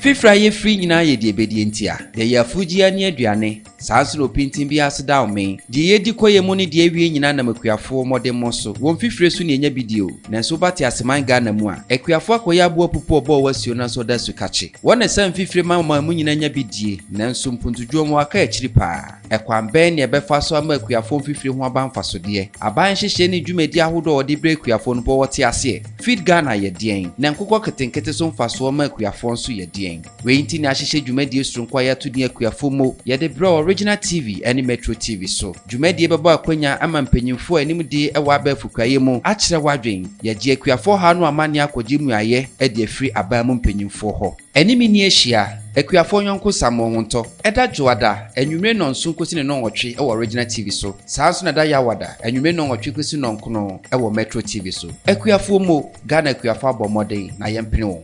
Ekuafomo is sponsored by ACAP Compost. ACAP Compost comes in 3 varieties. ACAP Compost, ACAP Compost X, ACAP Compost Plus. Leadership is a lonely road. Leadership is a sacred calling to transform lives. Leaders often grapple with very difficult